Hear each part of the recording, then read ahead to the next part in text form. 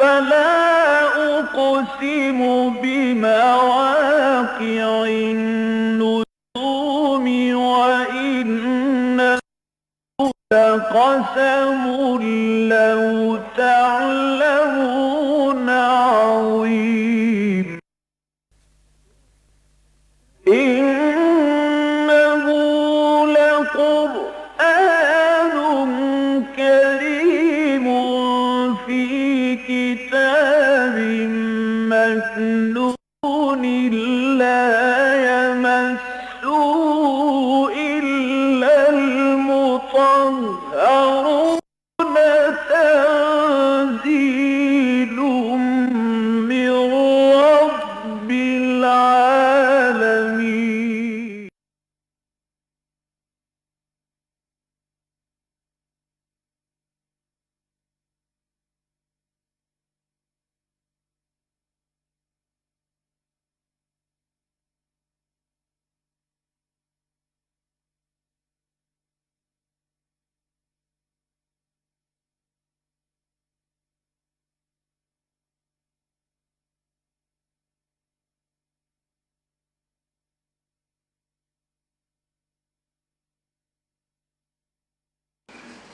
خصوصاً علی افضلہم وخاتم النبیین محمد الامین وعلی آلہ وصحبہ اجمعین.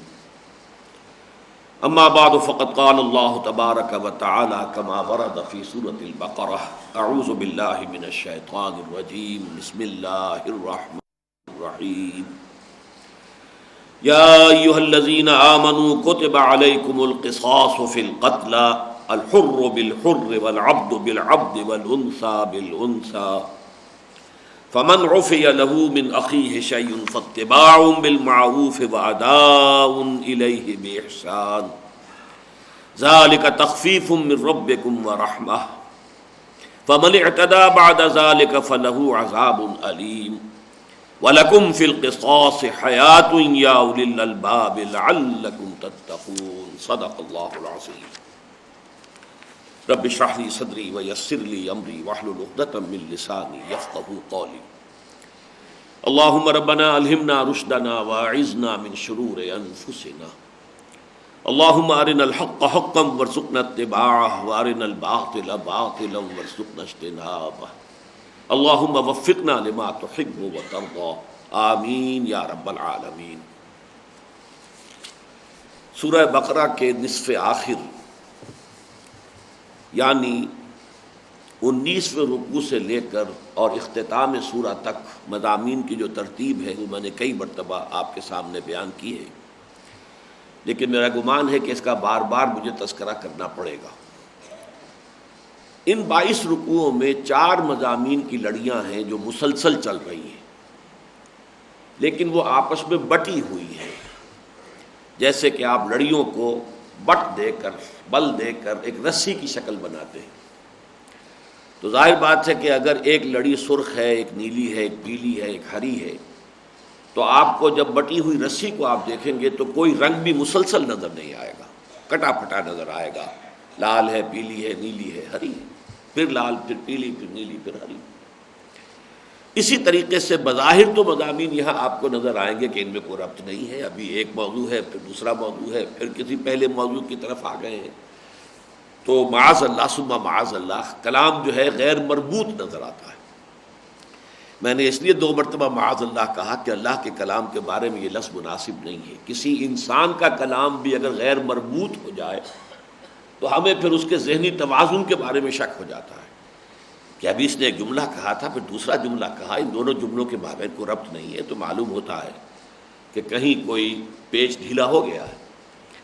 لہذا اللہ کے کلام کے بارے میں یہ گمان جو ہے قطعاً اس کے لیے شایع نشان نہیں ہے کہ اس کا خیال بھی ذہن میں آئے. یہ کلام نہایت مربوط ہے.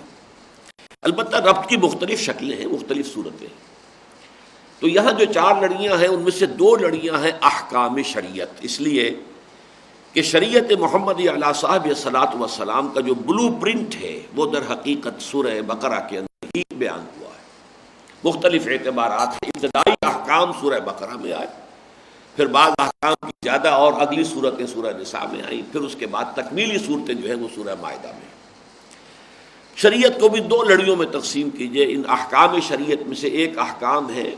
عبادات سے متعلق اور دوسرے احکام ہے معاملات سے متعلق. تو ایک لڑی ہے عبادات کی، ایک ہے معاملات کی. اسی طریقے سے ایک ہے جہاد فی سبیل اللہ کا اہم مضمون، جس نے کہ پھر اب ہجرت کے بعد قتال فی سبیل اللہ کی شکل اختیار کر لی ہے. مکی دور میں بھی جہاد تو ہو رہا تھا،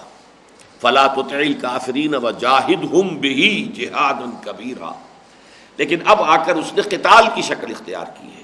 تو یہاں دو لڑیاں بن گئی ہیں جہاد فی سبیل اللہ کی، ایک ہے انفاق فی سبیل اللہ، ایک ہے قتال فی سبیل اللہ. یہ چاروں لڑیاں ہیں جو یہاں پر بٹی ہوئی آپ کو ملیں گی. آج جو ہم حصہ پڑھ رہے ہیں، جن کی تلاوت ابھی قاری صاحب کی آواز میں آپ نے سماعت فرمائی ہے، تو اس میں 3 احکام آ رہے ہیں. 2 احکام کا تعلق ہے معاملات سے. ایک انسانی جان کا جو احترام ہونا چاہیے، اس لیے کہ انسانی معاشرے کی جڑ اور بنیاد یہی ہے کہ انسانی جان کا احترام ہو. جس معاشرے میں قتل کی رواج جو ہے، قتل کی وبا پھیل جائے اور اسے ہلکا سا فعل سمجھا جائے، گویا کہ اس میں تو اس معاشرے کی تمدن کی جڑ کٹ گئی.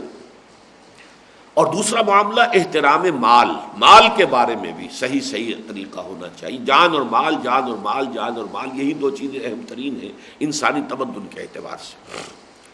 تو ایک حکم آیا ہے قتل کے معاملات کے اندر، قاتل کے ساتھ کیا معاملہ کیا جانا چاہیے. دوسرا حکم آیا ہے وصیت کے بارے میں کہ اگر کوئی شخص انتقال کر رہا ہو اور اپنے پیچھے کچھ مال چھوڑ کر جا رہا ہو تو اس کے بارے میں اسے وصیت کرنی چاہیے. اس کے بعد جو ہے 2 عبادات کا تذکرہ آئے گا. چنانچہ 23واں رکوع پورا کا پورا جو ہے احکام صوم پر مشتمل ہے، احکام و حکمت صوم. اس کے بعد پھر 24ویں رکوع میں بات شروع ہو جائے گی اور 2 رکوعوں تک چلے گی، اور وہ ہوں گی احکام حج، مناسک حج. اور ان دونوں کے مابین سینڈوچڈ ہے حکم قتال. اور یہ کیوں ایسا ہوا کہ اس حکم قتال کو احکام صوم اور احکام حج کے درمیان لایا گیا، یہ پھر جب ہم اس مقام پر پہنچیں گے تو اس کی جو حکمت ہے وہ میں اس وقت بیان کروں گا. تو اس وقت صرف تمہیداً یہ ذہن میں رکھیے کہ آج ہم 3 احکام کا مطالعہ کریں گے. پہلا حکم ہے قتل سے متعلق، دوسرا حکم ہے وصیت سے متعلق، تیسرا حکم ہے روزے کے ضمن میں ابتدائی حکم. یا ایھا الذین آمنوا، اہل ایمان، کتب علیکم القصاص فی القتلى، اے ایمان والو تم پر فرض کر دیا گیا، واجب کر دیا گیا قصاص کا معاملہ. قتلہ جو ہے اس میں اتفاق ہے کہ یہ قتیل کی جمع ہے. فعیل کے وزن پر جو صفت المشبہ آتی ہے وہ فاعل بھی ہو سکتی ہے اور مفعول سے بھی ہو سکتی ہے، لیکن یہاں یہ مفعول کے معنی میں ہے، مقتول کے معنی میں قتیل، اور اس کی جمع ہے قتلہ. تو جو بھی کوئی قتل ہو جائیں تمہارے ہاں، ان کے ضمن میں اللہ نے تم پر واجب کر دیا ہے، فرض کر دیا ہے قصاص کے معاملے کو. قصاص پر ابھی مجھے گفتگو کرنی ہوگی، لیکن سب سے پہلے میں چاہتا ہوں کہ یہ کتب علیکم کے الفاظ کو آپ نوٹ کر لیں، اس لیے کہ یہاں تینوں حکم اسی لفظ سے آ رہے ہیں. کتب علیکم القصاص، آگے چل کر آیا کتب علیکم اذا حضر احدکم الموت ان ترک خیرا الوصیہ، پھر آگے آیا کتب علیکم الصیام. تو یہ اصل میں اصطلاح ہے. قرآن مجید میں کسی چیز کو واجب یا فرض قرار دینے کے لیے یہ اصطلاح استعمال ہوتی ہے. اور اس کے حوالے سے اصل میں جو چاہتا ہوں کہ بحقیقت آپ ذہن نشین کر لیں وہ یہ ہے کہ کتاب کا لفظ بحیثیت مجموعی جب قرآن میں آتا ہے تو وہ احکام شریعت کے لیے آتا ہے. ویسے تو کتاب قرآن پوری ایک کتاب ہے، اللہ کی کتاب ہے، اس میں احکام شریعت بھی ہے، اس میں حکمتیں بھی بیان ہوئی ہیں، اس میں انبیاء اور رسول کے قصص اور حالات و واقعات بھی ہیں، اس میں ایمانیات سے بحث بھی ہے. لیکن جب آپ ان کو مختلف حصوں میں تقسیم کریں گے تو پھر لفظ کتاب جو ہے اس کا اطلاق ہوگا احکام شریعت پر. اور کوتبہ لکھ دیا گیا یعنی واجب کر دیا گیا، فرض کر دیا گیا، جیسے کہ استعارہ ہے، لکھ دینا کا مطلب طے ہو گیا، اب اس کے بارے میں کوئی جھگڑا نہیں ہوگا، اب اس کے بارے میں کوئی اختلاف کی گنجائش نہیں ہے، طے شد، ایک بات طے ہو گئی اور لکھ دی گئی. اور علیکم یہ گویا کہ تمہارے اوپر، تم پر ایک ذمہ داری کی حیثیت سے اب اس کا بوجھ ڈال دیا گیا ہے، کتب علیکم. اسی لیے نماز جو ہے ہماری جو فرض نمازیں ہیں اس کے لیے بھی لفظ کتابم موقوتا آیا ہے، ان الصلاۃ کانت علی المؤمنین کتابم موقوتا۔ ایک جگہ آیا ہے حتیٰ یبلغ الکتاب اجلہ، یعنی یہ کہ اگر عدت میں ہے کوئی خاتون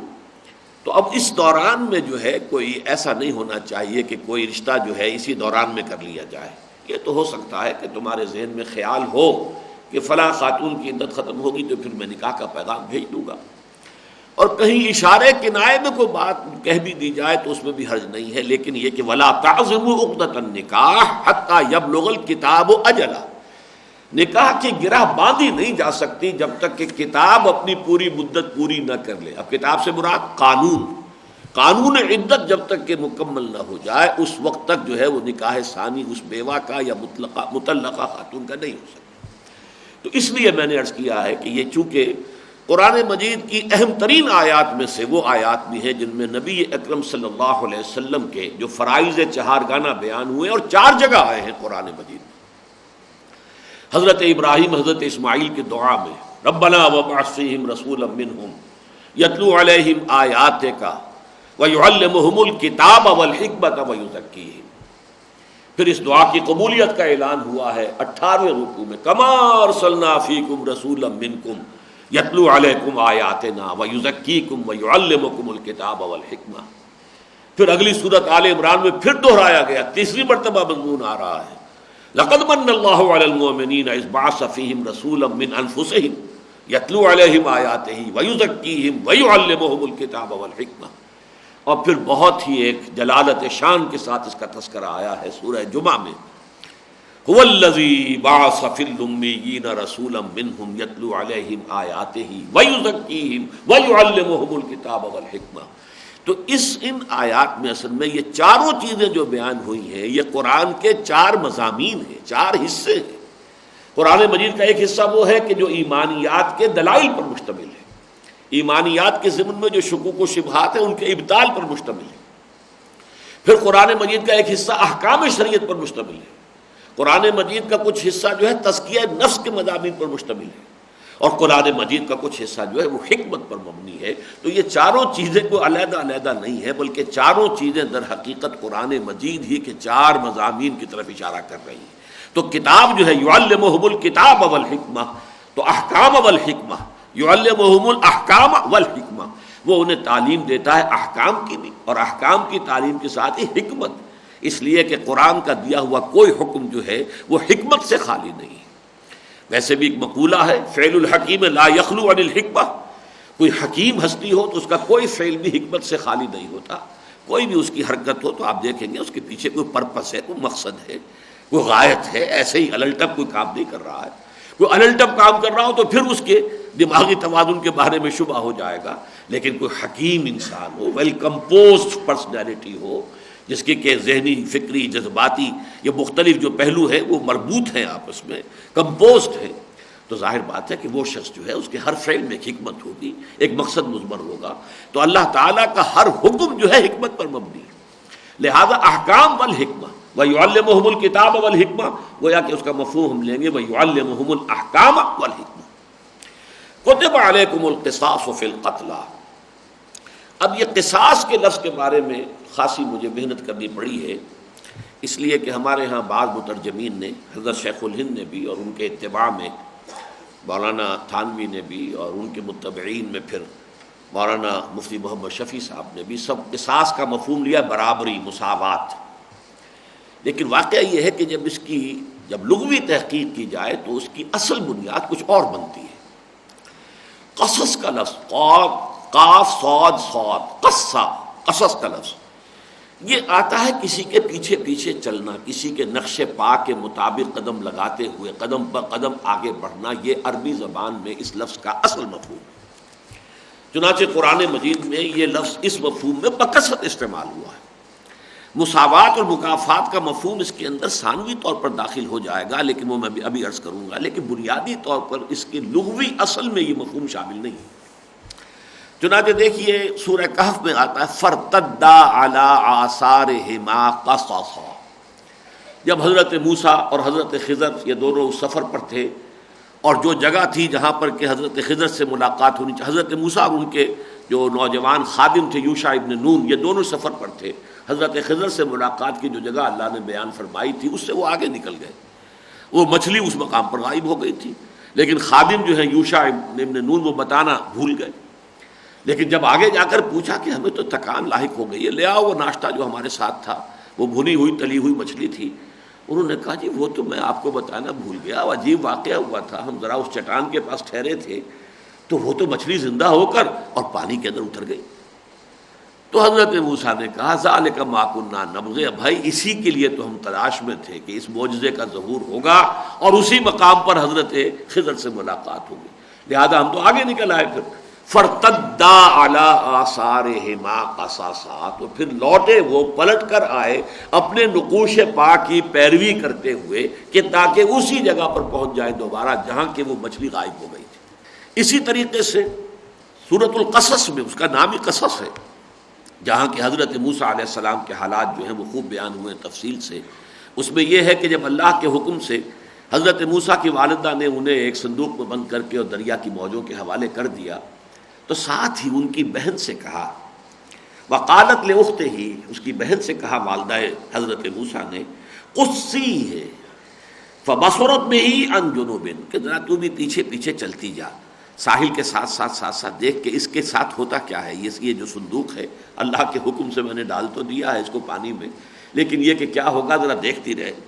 چنانچہ وہ دیکھتی رہی اجنبی بن کر کے، جیسے اس کا کوئی خاص تعلق جو ہے وہ اس صندوق سے نہیں ہے، لیکن یہ ہے کہ وہم لا یشعرون، وہاں جب کہ وہ محل کے اندر وہ پہنچا ہے، محل کے پاس کوئی گھاٹ ہوگا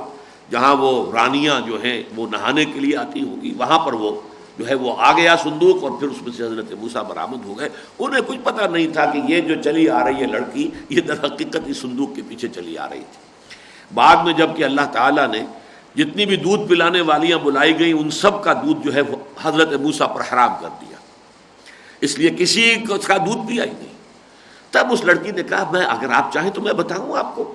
کہ کون گھر والے ہیں جو اس کو دودھ پلا سکیں گے، تو کہا اچھا بھائی لاؤ، ہاں کون ہے وہ جو دودھ اس کا۔ تب یہ حضرت موسیٰ کی والدہ تک واپس پہنچ گئے حضرت موسیٰ علیہ السلام، اللہ تعالیٰ نے وعدہ پورا کر دیا۔ تو وہاں بھی آیا ہے قصی ہے، اس کے پیچھے پیچھے چلو۔ قصہ کہتے ہیں اس کو ہے، آپ قصہ گوئی کرتے ہیں، قصہ بیان کرتے ہیں، نحن نقص علیک احسن القصص بما اوحینا الیک ھذا القرآن، پوری ایک مکمل صورت میں حضرت یوسف علیہ السلام کا قصہ بیان ہوا۔ قصے میں بھی تو اصل میں آپ پیروی کرتے ہیں، آپ پیچھے پیچھے چلتے ہیں، تو پیچھے پیچھے چل کر واقعات کو بیان کرتے ہیں۔ یہ نہیں کر سکتے کہ چھلانگ لگا کر آخری واقعہ پہلے بیان کر دیں اور درمیانی بات بعد میں بیان کریں، پھر تو وہ قصہ نہیں رہے گا، وہ تو پھر کوئی اور شے بن جائے گی۔ تو یہ اس طریقے سے اصل میں پیچھے پیچھے چلنا، پیچھے لگنا، یہ اس کا اصل لغوی مفہوم ہے۔ البتہ چونکہ قدم بہ قدم چلنا ہے تو اس میں گویا کہ ثانوی طور پر مساوات کا ایک مفہوم آ جاتا ہے، مکافات یا مساوات یا تساوی، کہ گویا کہ وہ اس کے بالکل برابر اس کے ہم پلہ ہی چونکہ بات ہو جائے گی جب آپ اس کے پیچھے پیچھے چل رہے ہیں، انہی نقوش پا پر قدم رکھتے ہوئے چل رہے ہیں، تو ثانوی درجے میں اس میں مساوات اور مماثلت کا بھی ایک مفہوم پیدا ہو جاتا ہے۔ میں نے تو غور کیا تو اس کے لیے بہترین لفظ ہے پیروی۔ دیکھیں مقدمات کی پیروی ہوتی ہے، ظاہر بات ہے کہ بڑے سے بڑا مقدمہ، اچھے سے اچھا مقدمہ ہو، اگر مدعی جو ہے پیروی نہ کرے گا تو مقدمہ تو داخل دفتر ہو جائے گا۔ مقدمہ تو پیروی کرنے سے کہیں اپنے انجام تک پہنچتا ہے، پیروی نہیں کی جائے گی۔ یہ پیروی جو ہے قصاص، در حقیقت اس کو حکم یہ دیا جا رہا ہے کہ تم قتل کے معاملات کو کوئی معمولی بات نہ سمجھنا، یہ بہت بڑی بات ہے، بہت بڑی بات ہے، بہت بڑی بات ہے، لہذا پوری تندہی کے ساتھ اس میں کوئی کسل جو ہے اور کوئی تساہل جو ہے تم نے لاحق نہیں ہونا چاہیے، نہ ہی کسی قاتل کی کوئی ہمدردی اور کوئی اس کے لیے رافت اور اس کے لیے کوئی ہمدردی کا جذبہ اس راستے میں حائل ہونا چاہیے۔ پوری تندہی، پوری اپنے وسائل کو بروئے کار لا کر کھوج لگانا چاہیے اور قاتل تک پہنچنا چاہیے اور مقدموں کو کی پیروی کرنی چاہیے اور قاتل کو پہنچانا چاہیے اس کے کیفر کردار تک۔ اگرچہ کیفر کردار کیا ہوگا یہ قرآن مجید نے آگے چل کر مزید بیان کیا، لیکن میرے نزدیک یہاں اس کا مفہوم یہ ہے کہ کوئی تساہل کوئی رافت و رحمت اور ہمدردی اس راستے میں آڑے نہ آئے. کتب علیکم القصاص فی القتلی، پوری پیروی کرو، پورا کھوج لگاؤ، پوری طریقے سے نقش پا دیکھتے ہوئے قاتل تک پہنچو، اور پھر اس کے مقدمے کی پوری جو ہے پیروی کرتے ہوئے. اگرچہ آپ جان لیجئے کہ اسلامی قانون میں قتل کا مقدمہ جو ہے وہ قابل راضی نامہ ہے، اور اس میں اصل مدعی حکومت نہیں ہوتی بلکہ مدعی اصلاً جو ہوتے ہیں وہ جو مقتول کے ورثاء ہیں وہ مدعی ہیں. لیکن یہ کہ ظاہر بات ہے کہ مقتول کے ورثاء کے پاس تو وہ ذرائع نہیں ہوں گے کہ وہ کھوج لگا سکیں، تحقیق کر سکیں، تفتیش کر سکیں، پھر شہادتیں فراہم کریں وغیرہ وغیرہ. یہ سارا کام جو ہے اسلامی حکومت کے ذمہ ہے. اس میں کسی درجے میں بھی کوئی تساہل جو ہے اس کو راہ نہ پانے دینا، یہ ہے اصل جس پر کو ایمفیسائز کیا جا رہا ہے. یا ایھا الذین آمنوا کتب علیکم القصاص فی القتلی. اب اس کے بعد جو الفاظ آ رہے ہیں یہ قرآن مجید میں مشکلات القرآن میں سے ایک مقام ہے. الحر بالحر والعبد بالعبد والانثى بالانثى. لیکن اس سے پہلے میں ذرا جو حکمت ہے اس کی کہ کیوں اس قدر اہمیت کے ساتھ قرآن اس معاملے کو بیان کر رہا ہے، میں چاہتا ہوں کہ اس کے بارے میں کچھ بیان کر دوں. دیکھیے، جہاں تک تو انسانی جان کی حرمت کا تقاضا ہے، اس کو سورہ مائدہ میں بعد میں بیان کیا گیا، لیکن آج چونکہ ہمارے ہاں یہ مضمون زیر بحث ہے تو میں چاہتا ہوں کہ ادھر بھی ہم جو ہے اپنی توجہ کریں. جبکہ پہلا انسانی قتل ہوا تھا، پہلا انسانی خون بہایا گیا تھا، حضرت آدم کے 2 بیٹوں میں سے ایک نے، قابیل نے، حابیل کو قتل کر دیا. اس کے قتل پر، اس واقعے پر تبصرہ کرتے ہوئے اللہ تعالیٰ نے فرمایا انہ من قتل نفسا بغیر نفس او فساد فی الارض فکأنما قتل الناس جميعا ومن احیاها فکأنما احیا الناس جميعا. یہ سورہ مائدہ کی آیت نمبر 33 ہے کہ یہ بات سمجھ لو کہ اگر کسی نے ایک انسانی جان کو قتل کر دیا بغیر اس کے کہ وہ کسی قاتل کو قتل کیا جا رہا ہو قتل کی سزا کے طور پر قصاص میں، یا یہ کہ کوئی فساد ہے اس کے اندر جو ہے قتل کر دیا گیا ہے، فساد فی الارض. لیکن اگر یہ 2 اسباب نہیں ہیں تو پھر اگر کسی نے بغیر کسی سبب کے جو ہے کسی جان لے لی کسی انسان کی، تو ایسے ہے جیسے کہ اس نے تمام انسانوں کو قتل کر دیا، اور جس نے اسے زندہ رکھا اور بچا لیا اس نے گویا کہ پوری نوع انسانی کو بچا لیا. یہ وہ بات تھی جو میں نے شروع میں کہی تھی کہ اصل میں احترام جان جو ہے یہ انسانی تمدن کی جڑ ہے، بنیاد ہے. جو کہتے ہیں انسان کو کہ گریگوریس اینیمل ہے، یہ مل جل کر متمدن حیوان ہے، مل جل کر رہتا ہے، شہروں میں رہتا ہے، دیہات میں رہتا ہے، گاؤں میں رہتا ہے، قصبات میں رہتا ہے. تو در حقیقت اس تمدن کی بنیاد یہی احترام نفس ہے، جان کا احترام. جہاں یہ امان اٹھ جائے اور جان لینا انسان کا جو ہے وہ ایک چھوٹا سا اور ہلکا سا مشغلہ بن جائے تو ظاہر ہوا کہ تمدن کی جڑ کٹ گئی. اس تمدن کے جڑ کٹنے کو تعبیر کیا فَكَأَنَّمَا قَتَلَ النَّاسَ جَمِيعًا. اور جس کسی نے بھی اس کو بچایا ہے تو اس نے گویا کہ پوری نوع انسانی کو بچایا. اسی طریقے سے تورات کے بارے میں قرآن مجید کہتا ہے، چنانچہ آپ کو معلوم ہے سورہ مائدہ کے 7ویں رکوع میں پہلے ذکر آیا ہے اِنَّا أَنزَلْنَا التَّوْرَاةَ فِيهَا هُدًى وَنُورٌ. ہم نے ہی تورات نازل فرمائی تھی، اس میں ہدایت بھی تھی اور نور بھی تھا. اس سے آگے چل کر اگلی آیت میں، یہ تو 44ویں آیت لمبی ہے بہت، میں اس پوری کو بیان نہیں کر رہا، اس کا پہلا ٹکڑا میں نے سنایا آپ کو، اِنَّا أَنزَلْنَا التَّوْرَاةَ فِيهَا هُدًى وَنُورٌ. پھر 45ویں آیت جو آئی ہے وَكَتَبْنَا عَلَيْهِمْ فِيهَا أَنَّ النَّفْسَ بِالنَّفْسِ وَالْعَيْنَ بِالْعَيْنِ وَالْأَنْفَ بِالْأَنْفِ وَالْأُذُنَ بِالْأُذُنِ وَالسِّنَّ بِالسِّنِّ وَالْجُرُوحَ قِصَاصٌ فَمَن تَصَدَّقَ بِهِ فَهُوَ كَفَّارَةٌ لَهُ وَمَن لَّمْ يَحْكُم بِمَا أَنزَلَ اللَّهُ فَأُولَٰئِكَ هُمُ الظَّالِمُونَ. ہم نے واجب کر دیا تھا ان پر، یعنی بنی اسرائیل پر، اس کتاب میں، تورات میں، کہ دیکھو جان کے بدلے جان لی جائے گی، آنکھ کے بدلے آنکھ نکالی جائے گی، کسی نے کسی کی ناک کاٹ دیا تو اس کی بھی ناک کاٹی جائے گی، کسی نے کسی کا کان کاٹ دیا تو اس کے بدلے میں اس کا کان کاٹا جائے گا، کسی نے کسی کا ایک یا کئی دانت توڑ دیے تو اس کے جواب میں اس کا ایک یا کئی دانت توڑے جائیں گے، اور کسی نے کسی کو کوئی زخم لگایا تو ویسا ہی زخم اسے لگایا جائے گا. والجروح قصاص فمن تصدق به فهو كفارۃ اللہ. تو جس کسی نے بھی صدقہ کر دیا، معاف کر دیا کہ ٹھیک ہے اس نے تو میرا دانت توڑ دیا، اس بے وقوف نے جذبات میں آ کے، میں بدلہ نہیں لیتا، میں اسے معاف کرتا ہوں، تو یہ صدقہ ہے. حالانکہ وہ اس کا مستحق تھا کہ وہ چاہتا تو اس کا جواباً اس کا دانت توڑتا، لیکن یہ کہ اس نے اگر صدقہ کر دیا فکفارۃ اللہ، تو صدقہ کرنے والے کے گناہوں کا کفارہ بن جائے گا، اللہ تعالیٰ جو ہے اس کی غلطیوں اور گناہوں کو معاف کر دے گا۔ فمن تصدق به فهو کفارۃ اللہ ومن لم يحكم بما انزل اللہ فاولئک هم الظالمون، اور جان لو کہ جو اللہ کی اتاری ہوئی شریعت کے مطابق فیصلے نہیں کرتے پھر وہی ظالم۔ یہ قانون تورات کا قرآن بیان کر رہا۔ بدقسمتی سے جو تورات آج ہمارے پاس ہے اس میں یہ آخری ٹکڑا نہیں ہے، یہ تو ہے جان کے بدلے جان، اور یہ کہ پورا بدلہ دیا جائے گا، لیکن یہ فمن تصدق به فہو کفارۃ یہ سرے سے ہے ہی نہیں۔ اس لیے نہ کہ یہ تاریخی طور پر ثابت ہے کہ اصل تورات تو گم ہو گئی تھی۔ 587 قبل مسیح میں جب نبوکدنضر نے برباد کیا ہے یروشلم کو،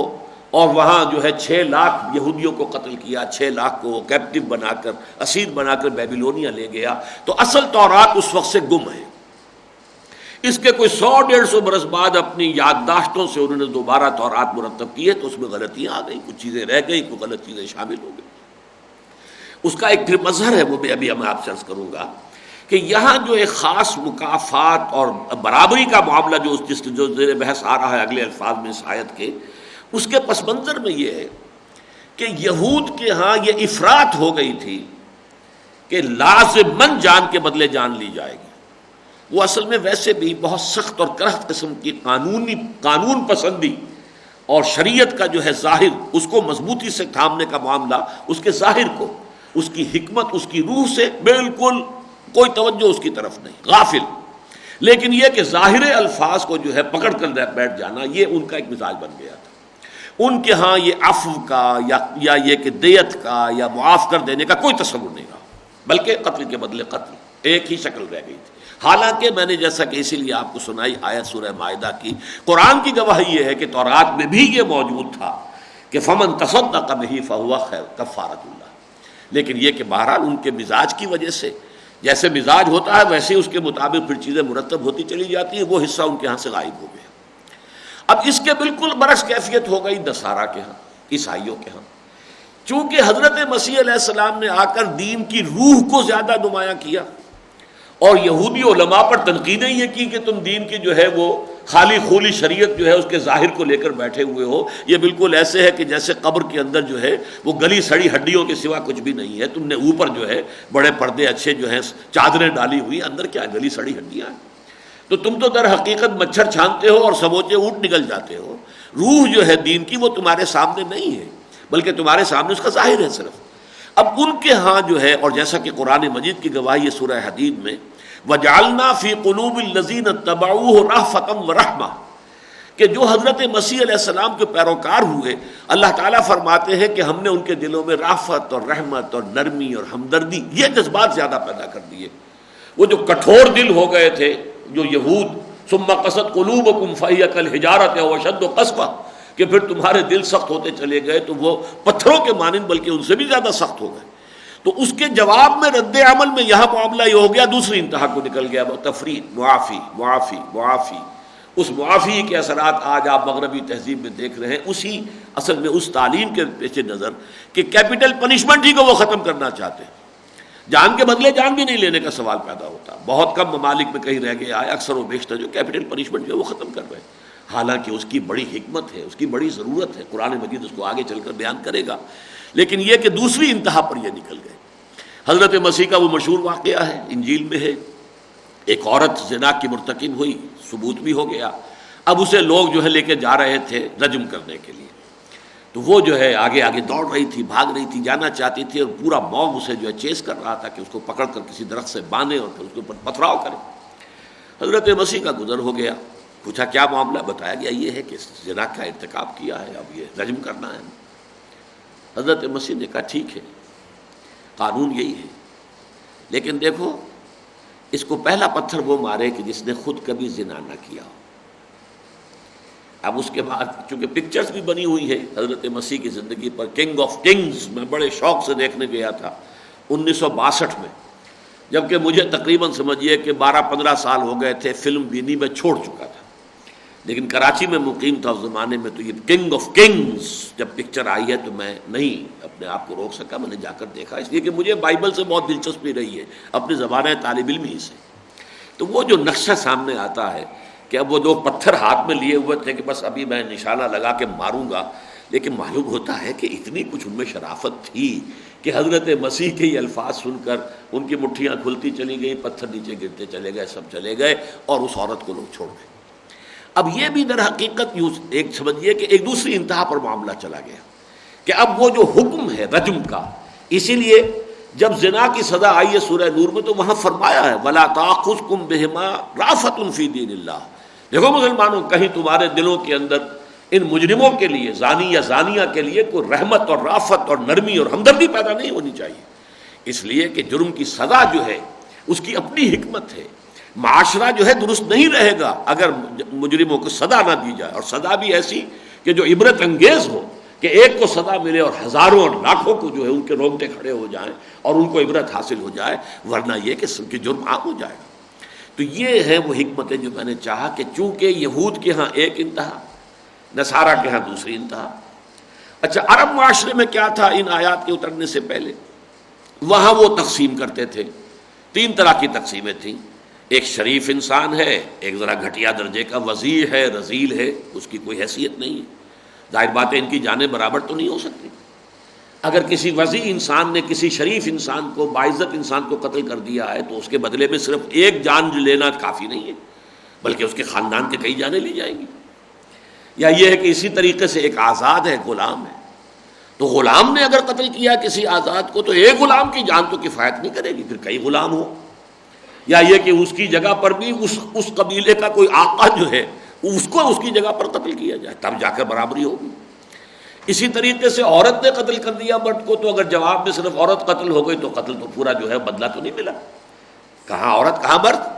لہذا اس کے اندر وہ فرق کرتے تھے۔ چنانچہ آپ کے علم میں ہوگا کہ اوس اور خزرج کے مابین بھی یہ تھا حضور کی تشریف آوری سے پہلے، کہ چونکہ یہ دو بڑے قبیلے تھے کہ جو مدینے میں آباد تھے، خزرج زیادہ بڑا تھا، اوس چھوٹا تھا۔ یہی وجہ ہے کہ جب آپ نے حضور نے صلی اللہ علیہ وسلم بیعت عقبہ ثانیہ کے بعد 12 نقباء مقرر کیے انصار مدینہ کے لیے، تو 9 ان میں سے تھے خزرج سے اور صرف 3 تھے اوس میں سے۔ وہی 1 اور 3 کی نسبت جو ہے وہ وہاں ان کے قتل کے مقدمات میں بھی تھی کہ اگر کوئی خزرجی کسی اوسی کو قتل کرے گا تو جتنی دیت دینی پڑے گی، اگر اوسی خزرجی کو قتل کرے گا تو اس سے 3 گنا دیت دینی پڑے گی، اس لیے کہ اوسی کی جان کی قیمت جو ہے گویا کہ خزرجی کسی شخص کی جان کی قیمت کے 1/3 ہے۔ یہ پس منظر تھا کہ جس میں یہ آیات نازل ہو رہی ہیں اور جن میں ایک برابری کا تصور دیا جا رہا ہے۔ فرمایا الحر بالحر والعبد بالعبد والانثى بالانثى۔ اب یہاں ترجمے 2 طریقے سے کیے گئے ہیں۔ ایک طریقہ تو جیسے کہ میں نے پہلے بھی کبھی ذکر کیا ہے، اور میری کتاب جو ہے دعوت رجوع القرآن، اس میں میں نے اپنے 4 سورسز قرآن مجید کی جو بھی میں نے علم حاصل کیا ہے اس میں، اس کے بعد اپنا غور تدبر تفکر بھی ہے، لیکن بنیادی 4 سورسز ہیں۔ ان میں سے مثلا ایک سورس ہے ابوین، جنہیں میں کہتا ہوں ابو الکلام ابو العلا، یہ دونوں کے نام ابو سے ہیں تو ابوین میں نے کہا ہے۔ 2 شیخین ہیں، شیخ الہند مولانا محمود حسن اور شیخ الاسلام مولانا شبیر احمد عثمانی، یہ میرے سامنے اس وقت بھی انہی کا قرآن ہے۔ ترجمہ شیخ الہند کا ہے، حواشی اس میں پہلے 5 پارے کے حضرت شیخ الہندی کے ہیں، لیکن اس کے بعد جو بقیہ حواشی ہیں اس کی تکمیل کی ہے شیخ الاسلام شبیر احمد عثمانی نے۔ 2 دکترین ہیں، ڈاکٹر اقبال اور ڈاکٹر رفیع الدین، اور یہ اسی طریقے 2 ہی عین ہیں، مولانا فراہی اور مولانا اصلاحی۔ اب میں نے یہ دیکھا ہے آج، کیونکہ اس آیت پر اس درجے میں نے زیادہ تحقیق جو ہے کرنے کی کوشش کبھی پہلے نہیں کی، لیکن آج میں نے تحقیق کی تو میرے 2 ابوین کی رائے تو ایک ہے، باقی سب کی رائے مختلف ہے۔ یعنی اس آیت کا ترجمہ مولانا ابو الکلام آزاد نے اور مولانا سید ابو العلا مودودی نے کیا ہے الحر بالحر، آزاد کی جگہ آزاد ہی قتل ہوگا، یعنی اگر آزاد آدمی نے قتل کیا ہے تو جو مقتول ہے چاہے آزاد ہو چاہے غلام ہو، وہی آزاد قتل کیا جائے جو قاتل ہے۔ والعبد بالعبد، اور اگر قاتل جو ہے وہ بندہ ہے، غلام ہے، تو غلام ہی قتل کیا جائے گا۔ یہ نہیں کہا جائے گا کہ اس نے تو چونکہ قتل کیا ہے آزاد انسان کو، لہذا یا تو 2 غلام ہو یا یہ کہ کوئی اور شکل کمپنسیشن کی جائے، نہیں، یہ جان کے اعتبار سے یہ برابر ہے۔ وہ غلام اور آقا جو ہے، جو بھی آزاد ہے، ان کے درمیان جو ہے، چونکہ ایک حدیث نبوی موجود ہے کہ حضور نے فرمایا المسلمون تکافؤ دماؤہم، تمام مسلمانوں کے خون جو ہے وہ آپس میں بالکل برابر ہے، آزاد ہو غلام ہو، یہ بھی مسلمان ہے وہ بھی مسلمان ہے، خون برابر، جان برابر ہے، جان کی قیمت میں فرق نہیں ہوگا۔ اسی طریقے سے عورت ہے مرد ہے، خون کی قیمت برابر ہے۔ اسی طریقے سے اگر کوئی جو ہے اونچا آدمی ہے، کوئی شریف شرفاء میں سے ہے، اور کوئی جو ہے بیچارے غرباء میں سے، جانیں ان کی برابر ہے، ان میں کوئی فرق نہیں ہے۔ والانثى بالانثى، اسی طرح اگر قتل کیا ہے کسی عورت نے تو پھر وہ عورت ہی قتل ہوگی قصاص میں۔ اگر جو بھی مقتول ہے اس کے ورثاء جو ہے معاف نہیں کرتے، معاف کر دیں گے تو ٹھیک ہے، خون بہا لے لیں تو ٹھیک ہے۔ اگر وہ اس پر اصرار کرتے کہ نہیں جان کا بدلہ جان ہی ہمیں چاہیے، تو وہ عورت ہی قتل ہوگی۔ یہ انداز اختیار کیا ہے ان آیات کے ترجمے کا کہ آزاد کی جگہ آزاد، غلام کی جگہ غلام، عورت کی جگہ عورت، یعنی جو بھی قاتل ہے وہ آزاد ہے تو وہی قتل ہوگا، وہ اگر غلام ہے تو وہی قتل ہوگا، چاہے جس کو قتل کیا ہے وہ آزاد تھا، اور جو آزاد ہے اس نے قتل کیا تو چاہے مقتول غلام تھا، اور اگر عورت ہے عورت نے قتل کیا ہے تو چاہے مرد کو کیا ہے، لیکن جواباً جو ہے اگر وہ معاف نہیں کرتے اور قصاص جو ہے وہ جان کے بدلے جان لینا چاہتے تو عورت ہی قتل۔ یہ ایک ترجمہ ہے، لیکن باقی اکثر حضرات نے اس کا ترجمہ کیا ہے کہ یہ الحر بالحر والعبد بالعبد والانثى بالانثى، آزاد کے جواب میں آزاد، آزاد کے بدلے میں آزاد، غلام کے بدلے میں غلام، اور عورت کے بدلے میں عورت۔ اب اس کے اعتبار سے امام راضی رحمۃ اللہ علیہ نے جو فیصلہ کیا ہے وہ یہ ہے کہ یہ جو آیت ہے در حقیقت یہ صرف حوالہ دے رہی ہے ان الاکتفاء بالقصاص مشروع بین الحرین والعبدین والذکرین والانثیین، کہ یہ برابری جو آیت بیان کر رہی ہے یہ صرف 4 صورتوں میں ہے۔ اگر آزاد نے آزاد کو قتل کیا، غلام نے غلام کو قتل کیا، مرد نے مرد کو قتل کیا، عورت نے عورت کو قتل کیا، تو یہ گویا کہ اس میں بالکل برابری ہو جائے گی۔ یہ آیت اس برابری کی طرف اشارہ کر رہی ہے۔ باقی رہ گیا کہ اگر اختلاف جنس ہے، فاما عند الاختلاف الجنس سے، عند اختلاف الجنس سے فالاکتفاء بالقصاص غیر مشروع فی، تو اب اس میں برابری کا ذکر اس آیت میں موجود نہیں ہے، یہ اب ایک قیاس کا مسئلہ ہوگا، اس پہ اجتہاد کا مسئلہ ہوگا، اس میں فقہاء کی رائے جو ہے اور مجتہدین جو ہے وہ اپنے قیاس کے گھوڑے دوڑائیں گے۔ اس میں البتہ ایک رائے امام راضی نے نقل کی ہے حضرت علی رضی اللہ تعالی عنہ اور حضرت حسن بصری رحمۃ اللہ علیہ ان سے، اور یہ امام طبری کے حوالے سے۔ آپ کو معلوم ہے کہ اولین تفسیر جو لکھی گئی وہ طبری کی ہے، اور وہ روایات ہی پر مبنی ہے، اور اسی کا خلاصہ ہے ابن کثیر جو ہے۔ باقی سب سے پہلی نحوی اعتبار سے جو تفاسیر ہیں نحوی اعتبار سے وہ زمخشری کی ہے، اسی طریقے سے عقلی اعتبار سے منطقی اعتبار سے التفاسیر جو ہے امام راضی کی شمار ہوتی ہے۔ یہ 3 امہات ہیں، 3 مختلف اعتبارات سے جتنی بھی باقی تفسیریں بعد میں نکلی ہیں وہ در حقیقت یوں سمجھیے کہ ان کے لیے جڑ بنیاد یہ 3 تفسیریں ہیں، روایات کے اعتبار سے طبری، اور پھر ابن کثیر اس کا خلاصہ، اور نحو اور عربی گرامر اور کلام اس کے حوالے سے، اور شاعری جو ہے دور جاہلیت کی شاعری سے استناد اور حوالے یہ زمخشری، اور نمبر 3 جو ہے عقل منطق فلسفہ اس کے حوالے سے پھر امام راضی کی تفسیر۔ تو اس اعتبار سے امام راضی نے نقل کیا ہے امام طبری کی یہ روایت حضرت علی رضی اللہ تعالی عنہ سے اور حضرت حسن بصری سے رحمہ اللہ، وہ یہ ہے کہ یہ اگر مرد نے آزاد مرد کو قتل کیا ٹھیک ہو گیا، بات برابر ہو گئی، غلام نے غلام کو قتل کیا برابر ہو گئی، عورت نے عورت کو قتل کیا برابر ہو گئی۔ لیکن اگر یہ معاملہ مختلف ہو تو پھر اس میں کچھ کمپنسیشن مزید کی جائے گی۔ مطلب یہ ہے کہ غلام نے قتل کیا ہے ایک آزاد کو، تو غلام کی جان بھی لے لی جائے گی اور مزید کچھ دیت بھی دلوائی جائے گی، کہ وہ جو فرق ہے آزاد کی دیت اور غلام کی دیت کا، اس فرق کے اعتبار سے وہ جو آزاد مقتول ہوا ہے اس کے ورثاء کو دیت بھی کچھ نہ کچھ ملے گی، یہ کمپنسیٹ کیا جائے گا اس ڈفرینس آف سٹیٹس کو۔ اسی طریقے سے عورت نے قتل کیا مرد کو، تو جواب میں اگر جان کے بدلے جان ہی لینی ہے، معاف نہیں کرنا ہے، تو عورت کی جان بھی لی جائے گی، لیکن مزید دیت جو ہے اس عورت کے وہ رسا جو ہے وہ اور مزید ادا کریں گے جرمانے کے طور پر اس مرد کو کہ جو مقتول ہوا ہے وغیرہ۔ لیکن میں نے یہ صرف تذکرہ کر دیا ہے کہ دو تراجم کے حوالے سے چونکہ بات سامنے آئی، اور میں نے جیسا کہ آپ سے عرض کیا ہے کہ میں اسے مشکلات القرآن میں سے سمجھتا ہوں، اور یہ چیزیں وہ ہے کہ پھر ظاہر بات ہے کہ ہمارے فقہا مجتہدین، اور یہ اسپیشلائزیشن کا مسئلہ ہے، جو لوگ کہ اس فن میں اور اس معاملے کے اندر جنہوں نے زندگیاں کھپائی ہیں اور اپنی بہترین صلاحیتوں کو صرف کیا ہے، انہیں کو زیادہ حق ہے۔ تو ہم تو درس قرآن کے دوران جو ہے وہ صرف ایک تذکرہ کر سکتے ہیں، کوئی اس میں قول فیصل یا کوئی آخری بات جو ہے وہ کہنے کی ضرورت نہیں ہے۔ البتہ امام ابو حنیفہ رحمۃ اللہ علیہ کا یہ قول جو ہے وہ یاد رکھنے کے قابل ہے، اور وہ اس حدیث کی روح سے کہ المسلمون تتکافؤ دماؤہم، تمام مسلمانوں کے خون آپس میں برابر ہیں۔ یہی ان کا قول وہ بھی ہے، المسلم کفر لکل مسلم، ایک ہر مسلمان دوسرے تمام مسلمانوں کے ساتھ وہ برابر ہے، کفر ہے۔ اور یہ در حقیقت اس دور میں بہت اہم ہے، اس لیے کہ اسلام کا جو بھی سیاسی اور ریاستی ڈھانچہ بنے گا، اور اس کے اندر جو بھی اسلامی اصولوں کے اندر جمہوریت کی اقدار کو ہم سمونے کی کوشش کریں گے، تو اس میں یہ جو اصول ہے یہ بہت اہمیت کا حامل ہے۔ اس پر میں نے تفصیل سے گفتگو کی خطبات خلافت میں، جو دوسرا خطبہ ہے کہ عہد حاضر میں نظام خلافت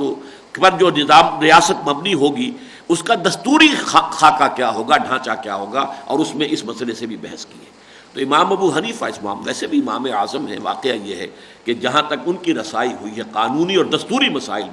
میں اس انشراح صدر کے ساتھ یہ کہہ رہا ہوں کہ واقعتاً یہ ہے کہ دنیا میں کوئی بھی قانون دان شاید ان کے آس پاس بھی نہیں آتا قانونی معاملات کے اندر، باریک بینی جس قدر اللہ تعالیٰ نے ان کو عطا فرمائی۔ یا ایھا الذین آمنوا کتب علیکم القصاص فی القتلی الحر بالحر والعبد بالعبد والانثى بالانثى فمن عفی لہ من اخیہ شیء، تو جس کے لیے بھی معاف کر دیا جائے اس کے بھائی کی طرف سے کچھ۔ اب اس آیت میں در حقیقت جو قصاص کا دوسرا پہلو ہے، ایک قصاص تو یہ ہے کہ جان کے بدلے جان، اور اس میں جیسا کہ میں عرض کر چکا ہوں اصل مدعی ہے مقتول کے ورثاء، یہ اختیار ان کے ہاتھ میں ہے، کسی صدر مملکت کو یہ اختیار حاصل نہیں ہے، کسی جج کو یہ اختیار حاصل نہیں ہے۔ حکومت کا کام اس میں صرف یہ ہے کہ وہ قاتل کی نشاندہی کرے، قاتل کو گرفتار کرے، قاتل پر مقدمہ چلائے، یہ کام اسے کرنا ہے۔ لیکن جب فیصلہ ہو گیا کہ یہ قاتل ہے، اب اس قاتل کی جان جو ہے وہ مقتول کے ورثاء کے ہاتھ میں ہے، ایٹ دیئر ڈسپوزل، اس کے رحم پر ہے، وہ چاہے اسے معاف کر دیں۔ اور اس میں بہت بڑی حکمت ہے۔ واقعہ یہ ہے کہ قتل در قتل، پھر قتل جوابی قتل، یہ قوموں کے اندر چلتے رہتے ہیں، اور اس میں واقعہ یہ ہے کہ دو اعتبارات سے، ایک تو یہ کہ ایک گھرانے کا ایک فرد قتل ہو گیا، اب اس کا جو نقصان ہو گیا ہے، اگر قاتل بھی قتل ہو جائے تو اس کے نقصان کی تو کوئی کمپنسیشن نہیں ہے، بلکہ وہ تو ایک اور خاندان کا بھی ایک نقصان ہو گیا، یہی ہوا ہے نا، کمپنسیشن تو کوئی نہیں ہوئی۔ لیکن اگر خون بہا کا معاملہ ہو تو ظاہر بات ہے کوئی کمپنسیشن ہو گئی، کچھ نہ کچھ انہیں رقم مل گئی ہے۔ فرض کیجئے کہ وہ کماؤ ہاتھ تھا، جوان تھا، کنبے کا سپورٹر وہی تھا، تو جیسے آج کل حکومتیں ڈیمیجز دیتی ہیں کہ اگر کوئی ایسے حادثے میں لوگ جو ہیں وہ قتل ہو گئے، اتنے مارے گئے، ہلاک ہو گئے، تو ایک ایک شخص کو جو ہے اتنا ڈیمیجز دیے جا رہے ہیں حکومت کی طرف سے، حالانکہ حکومت قاتل تو نہیں ہے، لیکن یہ ہے کہ بہرحال حادثہ ہوا ہے تو جو لاس ہوا ہے کسی درجے میں اس کو کمپنسیٹ کیا جائے، بیک گڈ کیا جائے۔ اس حوالے سے ایک تو حکمت یہ ہے کہ مقتول کے جو ورثاء ہیں ان کے نقصان کی کسی درجے میں تلافی ہو سکتی ہے کہ ان کو کچھ مال مل جائے، اور دوسرے یہ کہ اگر وہ معافی کر دیں، ویسے تو یہ کہ خون بہا قبول کرنا بھی معافی ہے، جان تو بخش دی انہوں نے، خون بہا اگر قبول کیا ہے اور دیت کے اوپر راضی ہو گئے، جان بخش دی ہے، بابا جان ہے اصل شے، تو یہ بھی ان کی طرف سے گویا کہ ایک معافی ہے، ایک نرمی ہے، ایک بھلائی ہے جو کی گئی ہے۔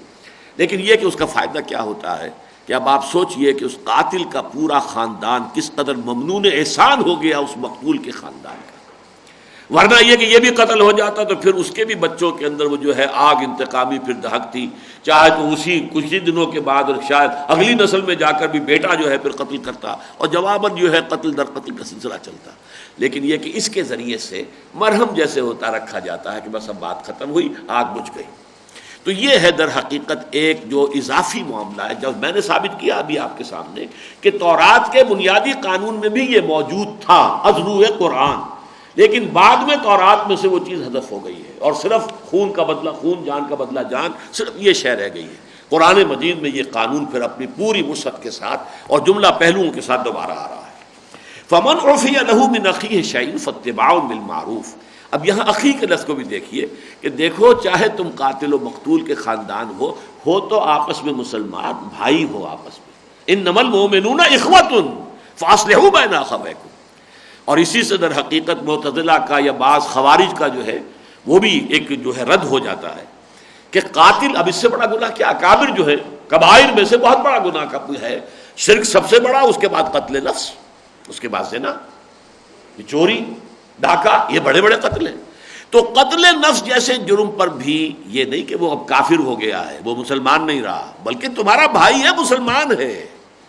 زنا بھی کیا اس نے تبھی تمہارا بھائی ہے، اس کو اگر تم نے فرض کیجیے شادی شدہ تھا اور تم نے رجم کیا ہے پھر بھی اس کی نماز جنازہ تمہیں ادا کرنی ہے کہ وہ تمہارا مسلمان بھائی ہے، وہ کافر نہیں ہو گیا تھا، اسلام کے دائرے سے نہیں نکل گیا تھا۔ تو گناہ کبیرہ کے ارتکاب سے کوئی شخص جو ہے وہ اسلام کے دائرے سے باہر نہیں نکل جاتا بلکہ اخوت اسلامی کے دائرے میں شامل رہتا ہے۔ فمن عفی لہ من اخیہ شیء فاتباع بالمعروف، پھر اس کی پابندی کرنی چاہیے اور اس کا اتباع کرنا چاہیے بھلے طریقے سے۔ جو بھی دیت جو ہے وہ منظوب جو طے ہوئی ہے، اور عام طور پر ہماری فقہ جو ہے اس میں دیت ہے یا تو 100 اونٹ ہو یا 1000 دینار یا 10,000 درہم۔ درہم چاندی کا ہوتا تھا اور جو اس کا وزن ہوتا تھا اس کے حساب سے یہ چاندی بنتی ہے 36 سیر، 36 تولے اور 8 ماشے، 36 سیر چاندی، یہ ہے دیت۔ تو اب اس اعتبار سے اگر کسی نے یہ معاملہ طے کر دیا، دیت لینے کے لیے تیار ہو گئے، جان بخشی کر دی، تو اب جو ادا ہونا چاہیے وہ اداء الیہ باحسان، خوبصورتی کے ساتھ ادائیگی ہونی چاہیے۔ یہ نہیں کہ ٹھیک ہے جی اس وقت تو جان بچ گئی، اب دینا ہے نا، اونٹ بعد میں دے لیں گے، اور وہ جو ہے تمام ناکارہ بوڑھے مریض اونٹ جو ہے گن کر اور 100 اونٹوں کی گنتی پوری کر دی۔ نہیں، یہ نہیں، اس میں تو یہ کہ احسان مانو کہ انہوں نے تمہاری جان بخشی کی ہے، فاتباع بالمعروف۔ تو جو بھی معاہدہ ہو گیا، جو بھی بات طے ہو چکی ہے، اس کی پابندی کی جائے معروف طریقے سے، بھلے طریقے سے، جس کو کہ معاشرہ خود مانے کہ ہاں یہ صحیح طریقے پر عمل درآمد ہوا ہے۔ وَأَدَاءٌ إِلَيْهِ بِإِحْسَان، اور اس کی ادائیگی ہونی چاہیے احسان، خوبصورتی کے ساتھ، عمدگی کے ساتھ، اعلیٰ شکل کے اندر۔ ذَلِكَ تَخْفِيفٌ مِّن رَبِّكُمْ وَرَحْمَةٌ، یہ ایک تخفیف ہے تمہارے رب کی طرف سے اور رحمت ہے اس کی، یعنی جان کا بدلہ جان، منطقی بات یہ بنتی ہے، اور اصل قانون بھی وہی ہے، اور آگے اس کی تاکید بھی آ جائے گی، وہ بھی میں ابھی آپ کو سناؤں گا کہ اس میں ترغیب کیا ہے کہ جان کے بدلے جان، لیکن اللہ نے تخفیف رکھی ہے اس میں، تمہارے لیے ہلکا کر دیا معاملے کو، تم پر بوجھ جو ہے وہ کم کر دیا ہے، اور رحمہ، اس میں رحمت ہے۔ اس رحمت کے 2 پہلو میں آپ کے سامنے رکھ چکا ہوں کہ ایک تو یہ کہ مقتول کے ورثاء کی کچھ کمپنسیشن ہو گئی اس دیت کے ذریعے سے، 100 اونٹ مل گئے، یا یہ ہے کہ 1000 دینار مل گئے، یا یہ کہ 36 سیر چاندی، 37 سیر چاندی مل گئی، تو بلیے چلیے ایک نہ کچھ ان کے زخموں پہ مرہم رکھا گیا۔ اور یہ کہ قتل در قتل کا سلسلہ جو ہے اس سے رکتا ہے، یہ رحمت ہے، اس میں بھلائی ہے، اس میں خیر ہے، معاشرے کے اندر اس چیز کی اگر پیروی کی جائے۔ اور واقعہ یہ ہے کہ اسلام کا یہ قانون جو ہے دنیا میں اس کا کوئی اور نظیر موجود نہیں۔ آج کل تو جدید فلسفہ یہ بن گیا ہے کہ مجرم کو مجرم سمجھو ہی نا، مجرم کو تو مریض سمجھو، نفسیاتی مریض ہے۔ اسلام اس کی نفی نہیں کرتا کہ واقعتاً مجرم نفسیاتی مریض ہے، لیکن اب اس کا یہ مطلب نہیں کہ اس کو سزا نہ دی جائے۔ جیسے کہ مولانا اصلاحی صاحب نے بہت اچھی بحث کی ہے اس مقام پر، بہت عمدہ بحث کی ہے کہ دیکھیے کہ اگر کسی انسان کے ہاتھ میں گینگرین ہو گیا، ہاتھ گل گیا ہے، تو سرجن اس ہاتھ کو کاٹ کے پھینک دیتا ہے کہ نہیں؟ حالانکہ ہاتھ ایک بہت اہم عضو ہے انسان کے جسم کا،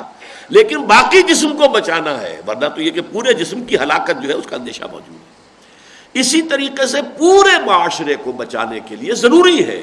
کہ یہ سخت جو ہے سزائیں دی جائیں۔ اسلام کا جو سزاؤں کا فلسفہ ہے وہ یہی ہے، جسے بعض لوگ حالانکہ مسلمان بھی ہیں کہ جو کہنے کو اپنے آپ کو مسلمان کہتے ہیں، وحشیانہ سزائیں کہتے ہیں ان کو۔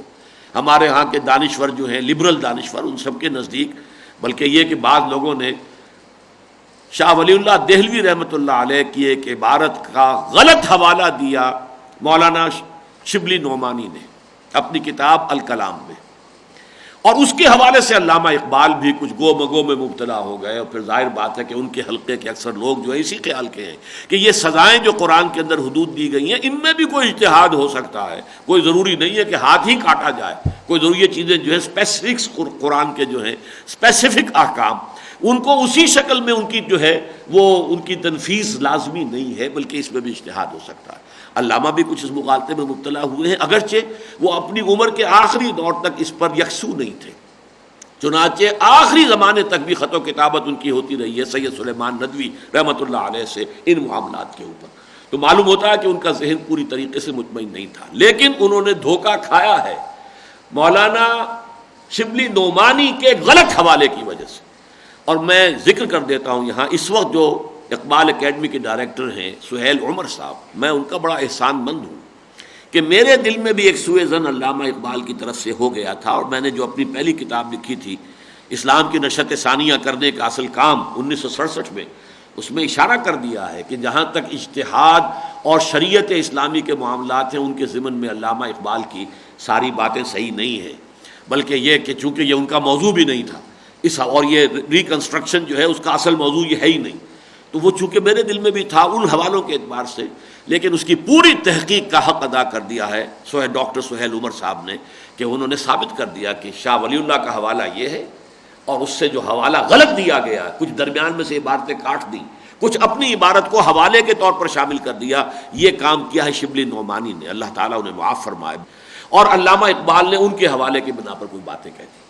لیکن واقعہ یہ کہ اسلام میں حدود کی تنفیذ تو لازم ہے، اور یہ اسلام کا فلسفہ ہے جس سے کہ جرائم کی بیخکنی ہوتی ہے۔ یورپ میں، امریکہ میں جس کو ہینس کرائم کہتے ہیں، انتہائی گھناؤنا جرم ہوتا ہے، اس لیے کہ جی یہ تو مریض ہے، ان کو تو بس جیل میں رکھو، ان کی تربیت کرو، نفسیاتی اصلاح کرو، اچھا کھلاؤ، اچھا پہناؤ، وہ نکل کے پھر جرم کرتے۔ اور آج امریکہ میں یہ بات ایکسیپٹڈ ہے کہ جو وہاں کے کالے نیگروز ہیں، بلیک امریکنز، افرو امریکنز، اب یہ لوگ جو ہے امریکی حکومت خاص طور پر مسلمان علماء کو تنخواہیں دے کر چیپلنز کی حیثیت سے جیلوں میں رکھ رہی ہے کہ ان کی تبلیغ سے اگر یہ مسلمان ہو جائیں، مسلمان ہو کر باہر نکلیں اپنی سزا کاٹ کر، تو ان کے سٹیٹسٹکس یہ ہیں کہ پھر ان کا واپس آنا جو ہے جیل میں، اس کی مقدار، اس کا تناسب بہت کم ہو جاتا ہے۔ ورنہ وہ جو کرسچین کہنے کو کرسچن ہے، کرسچن کہاں کے ہیں، وہ جیسے تھے ویسے ہی نکل آئے، چند دنوں کے بعد وہ پھر جاتے ہیں باہر، جا کر تو محنت کر کے مزدوری کر کے کوئی کمانا پڑے گا، کھانا پڑے گا، وہاں آپ مہمان ہیں، سرکاری مہمان، اور جاؤ جرم کرو اور جا کے پھر سرکاری مہمان بن جاؤ، سختیاں تو وہاں کوئی ہے ہی نہیں، تو لہذا وہ تو اچھے ریسٹ ہاؤسز ہیں ان کے لیے، تو جرم کیسے ختم ہو؟ ہاں جو مسلمان ہو جاتے ہیں پھر ان میں پھر جو ہے تناسب، نسبت وہ بہت کم ہے کہ وہ دوبارہ جرم کا ارتکاب کریں اور واپس آئے، وہ اسلامی تعلیمات کا نتیجہ ہے۔ لیکن اسلامی حدود اور تعزیرات کا نتیجہ وہ ہے جو آج بھی آپ کو سعودی عرب میں نظر آئے گا، وہ کرائم کہاں ہے وہاں، اور اسی طریقے سے آج طالبان کے ہاں دیکھ لیجیے، وہ کرائم ہے نہیں، وہ ملک کے جس کے اندر امن کا نام باقی نہیں رہا تھا، اور وہاں پر اب امن و امان ہے، مکمل امن و امان۔ تو در حقیقت اسلام کا فلسفہ یہی ہے، ورنہ دوسرے طریقوں سے جو جرم کا استیصال نہیں ہو سکتا، خاتمہ نہیں ہو سکتا۔ تو فرمایا ذالک تخفیف من ربکم ورحمہ فمن اعتدی بعد ذالک فلہ عذاب علیم، اور جو کوئی اس کے بعد زیادتی کرے گا تو پھر اس کے لیے عذاب علیم ہے، دردناک عذاب ہے۔ یعنی یہ دو طرفہ ہو سکتی ہے کہ دیت کی ادائیگی میں لیت و لعل ہو رہی ہے، تاخیر ہو رہی ہے، یا خراب مال دے دیا ہے، اونٹ جو ہے وہ پرانے بوڑھے بیمار دے دیے ہیں، یہ بھی ایک زیادتی ہو گئی۔ یا ایک زیادتی یہ ہے کہ مقتول کے ورثاء نے دیت بھی لے لی ہے اور دل میں یہ بھی رکھا ہوا ارادہ کہ قتل بھی کریں گے، موقع ملے گا تو قتل کریں گے۔ یہ ساری چیزیں چاہے وہ ظاہری ہوں، قانونی زد میں آئے، اور چاہے وہ باطنی ہوں، انسان کے دل اور نیت سے متعلق ہو، یہ اعتداء ہے، یہ حد سے تجاوز ہے۔ اب ظاہر بات ہے کہ اس سے روکنے والی شے تو یہی ہے کہ فَلَهُ عَذَابٌ علیم، اگر آخرت کا یقین ہے اور اخروی زندگی پر انسان کا ایمان ہے اور وہاں کے جزا و سزا پر یقین ہے، تو پھر یہ یقین ہوگا در حقیقت، تبھی انسان جو ہے اس طرح کی زیادتیوں سے باز رہ سکتا ہے۔ چنانچہ وہ جو 3 آیات ہیں سورہ علق میں، جو پہلی 5 آیات ہیں جن کی پہلی وحی ہوئی ہے حضور پر صلی اللہ علیہ وسلم، اقرأ بسم ربک الذی خلق خلق الانسان من علق اقرأ وربک الاکرم الذی علم بالقلم علم الانسان ما لم یعلم، اور پھر 3 آیات ہیں عظیم آیات، کلا ان الانسان لیطغی کوئی نہیں. انسان زیادتی پر آمادہ ہو ہی جاتا ہے، زیادتی کر گزرتا ہے. کیوں؟ الراہ استغنا، کہ وہ دیکھتا ہے اپنے آپ کو آزاد، کوئی پکڑ ہے ہی نہیں. میں نے جھوٹ بولا، میری زبان پہ چھالا بھی نہیں نکلا.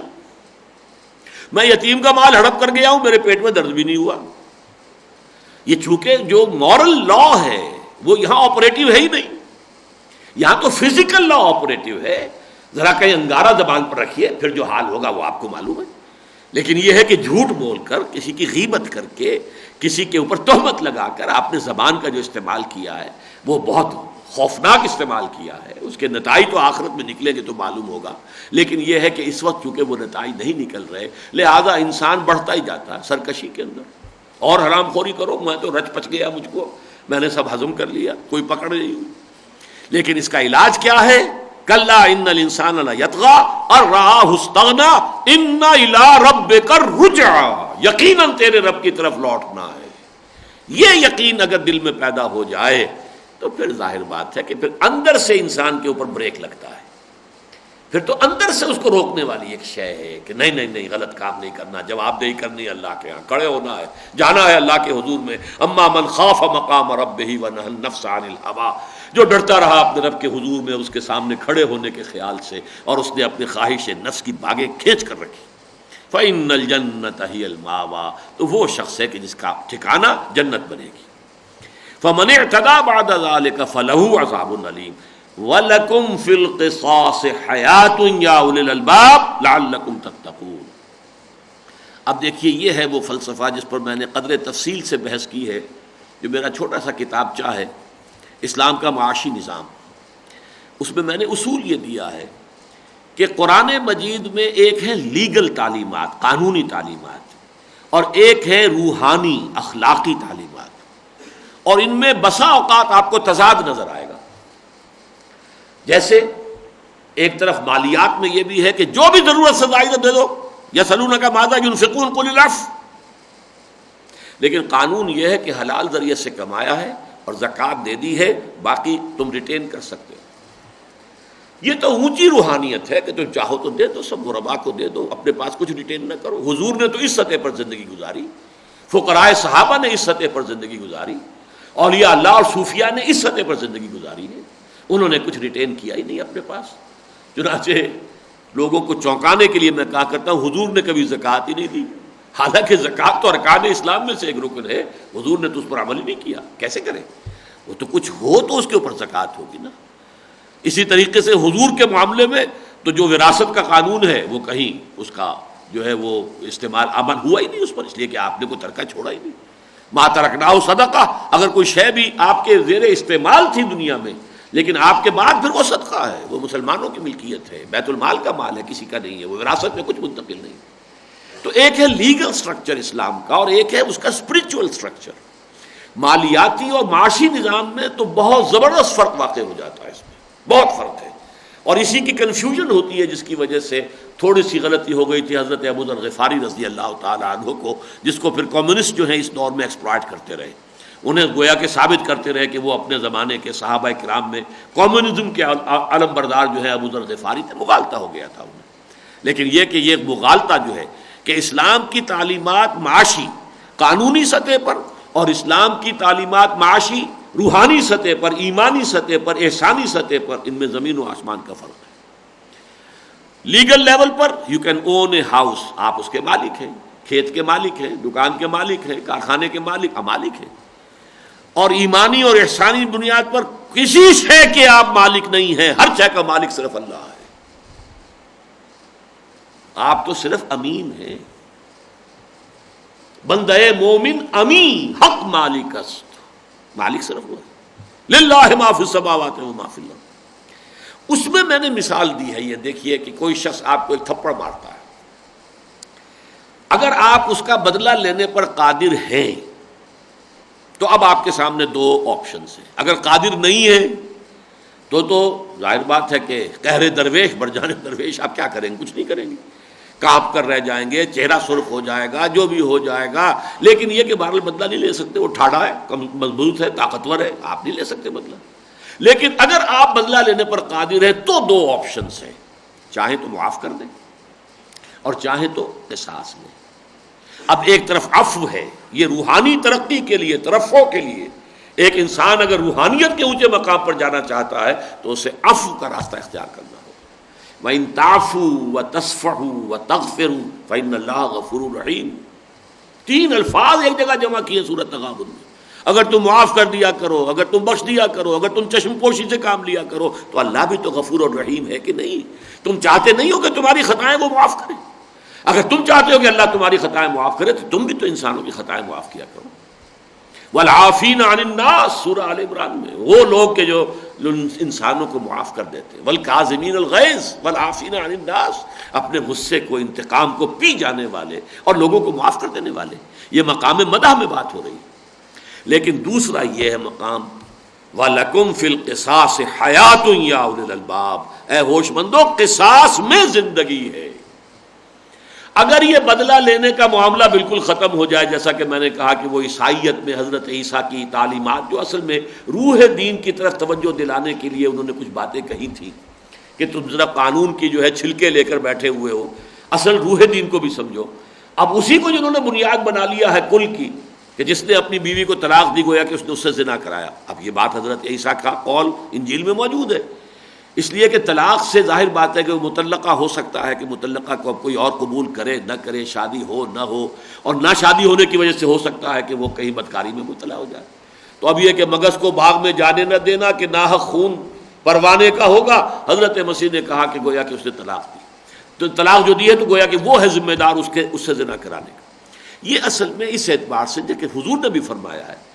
کہ ان ابغض الحلال عند اللہ طلاق، اللہ کے نزدیک جو حلال چیزیں ہیں، جائز ہیں، ان میں بدترین جو اللہ کو بالکل ناپسند ہے وہ طلاق ہے۔ طلاق بلا وجہ نہیں ہونی چاہیے، مجبوراً طلاق دیتا ہے انسان، عام اس کو کھیل نہیں بنا لینا چاہیے اس حوالے سے۔ لیکن یہ کہ اب عیسائیت میں طلاق ختم ہو گئی، سیپریشن کا قانون ہی ختم حضرت مسیح کے اس قول کی وجہ سے۔ نتیجہ کیا ہے کہ اب ایک ہی راستہ ہے کہ بیوی شوہر کے اوپر بدکاری کا الزام لگائے تو طلاق ہو سکتی ہے اگر ثابت کر دے، اور شوہر بیوی پر بدکاری کا الزام ثابت کر دے تو طلاق، اس کے سوا کوئی راستہ جو ہے طلاق کا نہیں۔ اس کی وجہ سے گندگی ہوتی ہے، خود ایسے مواقع فراہم کرتے ہیں کہ فریق ثانی جو ہے گناہ میں مبتلا ہو جائے تاکہ اس کا ثبوت فراہم کرے، تاکہ پھر وہ طلاق کی نوبت آ سکے دینی اور مذہبی اعتبار سے۔ لیکن یہ ہے اصل میں کہ یہ ایک لیول ہے جو قرآن نے قائم کیا ہے کہ جہاں تک اس دنیا کے نظام کا تعلق ہے اس میں قصاص کو اہمیت زیادہ حاصل ہے۔ وَلَكُمْ فِي الْقِصَاصِ حَيَاةٌ يَا أُولِي الْأَلْبَابِ، جس نے آپ کے تھپڑ مارا تھا، آپ جواباً اس کے تھپڑ رسید کریں تو اسے آئندہ نہیں ہوگی جرأت کہ کسی اور کو بھی تھپڑ مارے، اور اگر آپ نے معاف کر دیا تو اس کا امکان موجود ہے کہ پھر وہ کسی اور کے ساتھ وہی حرکت کرے۔ اس لیے نپ دی ایول ان دی بڈ وَلَكُمْ فِي الْقِصَاصِ حَيَاةٌ يَا أُولِي الْأَلْبَابِ۔ تو اس معاملے میں کوئی سہل انگاری جس کو میں نے کہا تھا، تساہل ہو یا تراحم ہو، یہ راستے میں حائل نہیں ہونا چاہیے، بلکہ ان چیزوں کی پوری چھان بین ہو، پوری پیروی کی جائے، پوری سنجیدگی کے ساتھ سزائیں دی جائیں۔ ہاں البتہ سزا کی ایک شکل یہ بھی ہے کہ اگر مقتول کے ورثاء جو ہیں معاف کر دیں، اور چاہے وہ خون بہا لیں اور چاہے خون بہا کے بغیر معاف کر دیں، ان کا اختیار ہے۔ لیکن یہ کہ قصاص جو ہے وہ ہونا چاہیے۔ اس کو بعض علماء کے نزدیک یہ دونوں چیزیں قصاص میں شامل ہیں، دیت بھی قصاص ہے اور قتل خون کے بدلے خون جو ہے، جان کے بدلے جان، وہ بھی قصاص ہے۔ وَلَكُمْ فِي الْقِصَاصِ حَيَاةٌ يَا أُولِي الْأَلْبَابِ لَعَلَّكُمْ تَتَّقُونَ، تاکہ تم بچ سکو۔ تقویٰ کا یہاں پر اصل لغوی معنی میں آیا ہے، ایک ہے تقویٰ کا اصطلاحی مفہوم جو اگلے رکوع میں آئے گا، كُتِبَ عَلَيْكُمُ الصِّيَامُ كَمَا كُتِبَ عَلَى الَّذِينَ مِن قَبْلِكُمْ لَعَلَّكُمْ تَتَّقُونَ، وہ اصطلاحی مفہوم ہے تاکہ تمہارے اندر تقویٰ پیدا ہو جائے۔ یہاں تقویٰ کا لغوی مفہوم کیا ہے؟ وقا یقی کہتے ہیں بچانا، اسی سے فعل امر ہے وقنا عذاب النار، اے اللہ ہمیں عذاب آگ کے عذاب سے بچا لے۔ وقنا عذاب النار، وقا یقی بچانا، اور ابتقا باب افتعال بنا جو اتقا بن گیا، خود بچنا۔ یہ بچنا جو ہے دنیا میں افراط و تفرید کے دھکوں سے بچنا، کہ افراط میں مبتلا ہو گئے یہودی، تفرید کی طرف چلے گئے عیسائی۔ یہ جو عدم توازن ہے، انسانوں کی جانوں کی قیمتیں علیحدہ علیحدہ مقرر کر دینا، یہ جو عدم توازن ہے اس کو ہٹا کر ایک درمیانی راستہ جو ہے اس سے ان افراط و تفرید کے دھکوں سے بچا کر انسانی تمدن کو اور انسانی معاشرت کو صحت مند اور پختہ اور مستحکم بنیادوں پر قائم کرنا جو ہے یہ در حقیقت اس راستے سے ہوگا۔ وَلَكُمْ فِي الْقِصَاصِ حَيَاةٌ يَا أُولِي الْأَلْبَابِ لَعَلَّكُمْ تَتَّقُونَ۔ یہ تو ہوا ایک حکم۔ دوسرا حکم کُتِبَ عَلَيْكُمْ، اب مجھے دوبارہ اس کی وضاحت کی ضرورت نہیں ہے، وہی لفظ دوبارہ آ گیا، لازم کر دیا گیا ہے تم پر، اذا حضر احدکم الموت، جب تم میں سے کسی کی موت کا وقت آ جائے، یعنی جب آثار ایسے ہو جائیں کہ اب چل چلاؤ ہے، ان ترک خیرا الوصیۃ، اگر اس نے کوئی مال وہ چھوڑ رہا ہو، خیر کا لفظ ویسے تو عام معنی تو ہے اچھائی بھلائی خیر شر کے مقابلے میں، لیکن یہ خیر بھی جو ہے وَإِنَّهُ لِحُبِّ الْخَيْرِ لَشَدِيدٌ، تو یہ خیر جو ہے دنیاوی دولت اور مال اور اسباب کے لیے بھی آتا ہے۔ تو یہ خیر جو ہے اگر کوئی مال دولت چھوڑ کر مر رہا ہے تو اس پر لازم ہے وصیت کرے، وصیت تاکید کرنا۔ ویسے تو یہ کہ زندگی میں بھی وصیت ہوتی ہے، زندگی میں جب ہم کسی کو کوئی کسی بات کی ترغیب دلا رہے ہیں، تشویق، یہ بھی تو وصیت ہے، یعنی نصیحت جو ہے وہ بھی وصیت ہے ایک طرح کی، لیکن اصطلاحاً وصیت کہی جاتی ہے وہ شے کہ جس پر کہ کاربند ہوا جائے گا کسی شخص کے انتقال کے بعد، کہ میرے انتقال کے بعد تمہیں کیا کرنا ہے، وہ وصیت۔ اب یہاں پر خاص طور پر یہ کہ وصیت جو ہے یہ تو مؤنث ہے شکلاً، لیکن اس سے پہلے جو ہے کتبت نہیں آیا ہے، کتب علیک، تو دو جواب اس کے دیے گئے، یا تو یہ کہ الایسا یہاں پر جو اس کا مصدر ہے وہ مراد ہے اس لیے کتبہ آ گیا، اور ایک یہ کہ چونکہ فعل میں اور جو نائب فاعل ہے اس میں بہت فصل ہے، لہذا ضروری نہیں ہے کہ جنس کے اندر ان کی مطابقت ہو۔ کتب علیکم اذا حضر احدکم الموت ان ترک خیرا الوصیہ، لازم کیا گیا تم پر جب تم میں سے کسی ایک کی موت کا وقت آن پہنچے تو اگر وہ کوئی مال چھوڑ کر جا رہا ہو تو وصیت کرے للوالدین والاقربین بالمعروف، والدین کے لیے بھی اور اپنے قرابت داروں کے لیے بھی معروف طریقے سے، یعنی معروف کے یہ بھی خلاف ہوگا کہ سارا کچھ والدین کے نام لکھ دو، یہ بھی غلط ہوگا کہ اولاد کو محروم کر دیا جائے، معروف کے یہ بھی خلاف ہوگا کہ سارا کچھ بھائیوں کے حوالے کر دو اور اولاد کو محروم کر دیا جائے، تو یہ بھی معروف کے خلاف ہے۔ لیکن یہ کہ یہ سمجھ لیجئے کہ یہ اس ضمن میں پہلا حکم ہے جو آ رہا ہے، اس کا اکثر حصہ بلکہ یوں سمجھیے کہ حکم بحیثیت مجموعی بحیثیت کل یہ منسوخ شمار ہوتا ہے۔ قرآن مجید میں ناسخ و منسوخ ہے، کوئی ابتدائی حکم آیا ہے اور یہ اگلے رکوع میں بھی آئے گا، لیکن یہ کہ اس کی مثال جو ہے بہت اہم ہے جو آگے آ جائے گی، آج تو ہم وہاں نہیں پہنچ سکیں گے، 23ویں رکوع کا آغاز نہیں ہو سکے گا، لیکن یہ کہ یہاں سمجھ لیجئے کہ یہ وصیت کا حکم واجب اس وقت تھا جبکہ ابھی قانون وراثت نازل نہیں ہوا۔ قانون وراثت جب تک نہیں آیا تو عرب کا رواج کیا تھا جو ہندوؤں کے ہاں ہے، اکثر و بیشتر تو بڑا بیٹا قابض ہو جاتا تھا یا زیادہ سے زیادہ بیٹے قابض ہو جاتے تھے، نہ بیٹیوں کا کوئی حصہ ہے، نہ والدین بوڑھے بیٹھے ہیں تو ان کا وراثت میں کوئی حصہ ہے، اور نہ اور کوئی قرابت داروں کا، نہ کوئی بیوی کا حصہ ہے، کچھ نہیں۔ اس کو در حقیقت پہلا اصلاحی قدم اٹھایا جا رہا ہے، تو میں نے عرض کیا تھا کہ یہ بلو پرنٹ ہے۔ اب اس کا حکم آگے سورہ نساء میں آئے گا، جب وہ سورہ نساء میں تمام جو حقوق ہیں، جو بھی قرابت دار ہیں ان کے حقوق معین کر دیے گئے، نصیبا مفروضہ، ان کے حصے فرض کر دیے گئے، تو پھر یہ حکم ساقط ہو گیا، اب وصیت کرنا لازم نہیں ہے، ورنہ اس سے پہلے وصیت لازم تھی۔ اگر کچھ چھوڑ کر مر رہے ہو تو وصیت لازماً کرو، یہ گویا کہ واجب تھا، لیکن جب حکم وراثت آ گیا تو اب واجب نہیں ہے۔ البتہ اس کو برقرار رکھا ہے حضور صلی اللہ علیہ وسلم نے، ثلث کی حد تک، 1/3 کی حد تک آدمی وصیت کر سکتا ہے، باقی 2/3 وہ یقیناً جو بھی قانون ہے شریعت کا، بیٹے کے لیے دگنا اور بیٹی کے لیے اکیرا حصہ، اور پھر بیوی کا حصہ، والدین کے حصے، یہ سب معین ہے، جو بھی ہے ذوی الفرائض ہیں،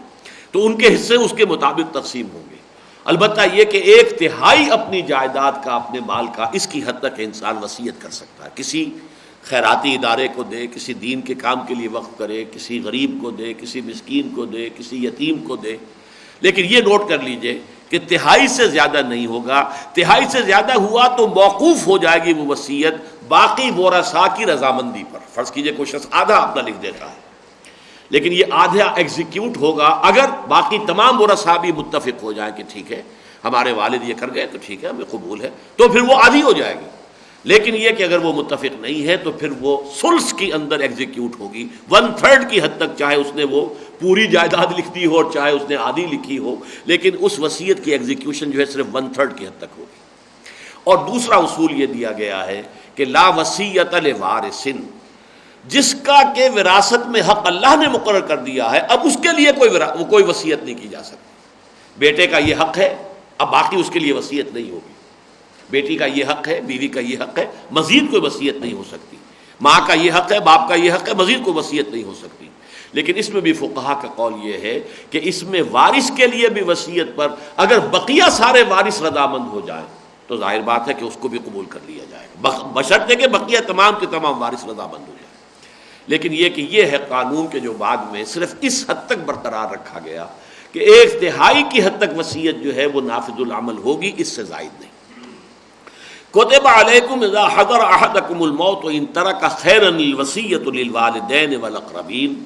بالمعروف، معروف طریقے پر۔ اس کی میں وضاحت کر چکا ہوں کہ ایسا بھی نہیں ہونا چاہیے کہ وصیت جو ہے وہ ساری کی ساری والدین کے نام، یا ساری کسی بھائی کے نام، یا ساری جو ہے کسی اور کے نام، نہیں، بلکہ یہ کہ اس کے اندر ایک معقول، معروف کا لفظ جو ہے قرآن مجید کی اصطلاح ہے، وہ چیز کہ جو سب کے نزدیک جو ہے سمجھ میں آئے کہ ہمیں بات صحیح ہے، معقول بات ہے، یہ بات واقعتاً ہمارا جو بھی ہماری عقل کہتی ہے، ہماری جو بھی سمجھ ہے، فہم ہے، اس کے مطابق یہ بات صحیح معلوم ہوتی ہے، یہ معروف ہے۔ تو معروف طریقے پر وصیت کرنا، تاکہ یہ کہ یہ بالکل محتاج نہ رہ جائیں، پیچھے ان کی دیکھ بھال کرنے والا کوئی نہ ہو۔ اب ایک شخص ہے، اس کی 4 بیویاں تھیں، اولاد فرض کیجئے صرف ایک بیوی سے ہے، وہ ساری کے ساری جو ہے وراثت جو ہے اس کی وہ اولاد لے کر بیٹھ گئی، وہ 3 بیویاں جو باقی ہیں بیچاری، ان کو کیا ملا؟ کچھ نہیں۔ اب ان کا سہارا کون ہوگا؟ اس لیے یہ ساری چیزیں جو ہیں اس معاشرے کے اندر کے جو ناانصافیاں ہو رہی تھیں، بلکہ وہاں تو یہاں تک ہو رہا تھا کہ کچھ لوگ ایسے بھی تھے جو اپنی سوتیلی ماؤں کو اپنے گھر میں بیویوں کے حصے سے ڈال لیتے تھے۔ یہ بھی وراثت ہے ہمارے باپ کی، یہ کوئی کہ وہ کنیزوں کی شکل ان کی ہو گئی، اور وہ بھی، اور اس کو وہ نکاح مخت کہتے تھے، حالانکہ کہتے تھے بہت برا نکاح ہے، بہت بری بات ہے یہ، لیکن تھا، رواج تھا، جس کو کہ پھر یہ کہ قرآن مجید نے سورہ نساء میں آ کر اس کا راستہ بند کیا ہے کہ یہ چیز جو ہے یہ بہت بری ہے، صاف یہ بہت برا راستہ ہے، مقتا، اللہ تعالیٰ کے غضب کو بھڑکانے والی شے۔ تو فرمایا کتب علیکم اذا حضر احدکم الموت ان ترک خیرا الوصیۃ للوالدین والاقربین بالمعروف حقا علی المتقین۔ اب یہ کتب علیکم میں بھی زور موجود تھا، وجوب، فرضیت، لازم، لیکن مزید تشویق اور ترغیب کے لیے کہ اس میں غفلت نہ کرنا، حقا علی المتقین، یہ حق ہے، یہ حق ہے متقیوں کے ذمے، جو بھی اللہ سے ڈرنے والے ہیں، جن کو بھی اللہ کے ہاں جانے کا احساس ہے۔ اما من خاف مقام ربہ ونہى النفس عن الہویٰ، وہ اس معاملے کے اندر سستی نہ کرے۔ اچھا، ایک وصیت ہے جس کو کہ فقہا کہتے ہیں وہ واجب ہے وصیت۔ آپ کے ذمے کوئی قرض ہے، آپ نے دینا ہے، اس کی وصیت واجب ہوگی آپ پر، اب بھی واجب ہوگی، وصیت کرنا واجب ہوگا۔ چاہے وصیت کرنا عام، اس حکم کا جو عموم ہے وہ ختم ہو چکا ہے، لیکن یہ ہے کہ جو بھی کسی شخص کو حج نہیں کر سکا ہے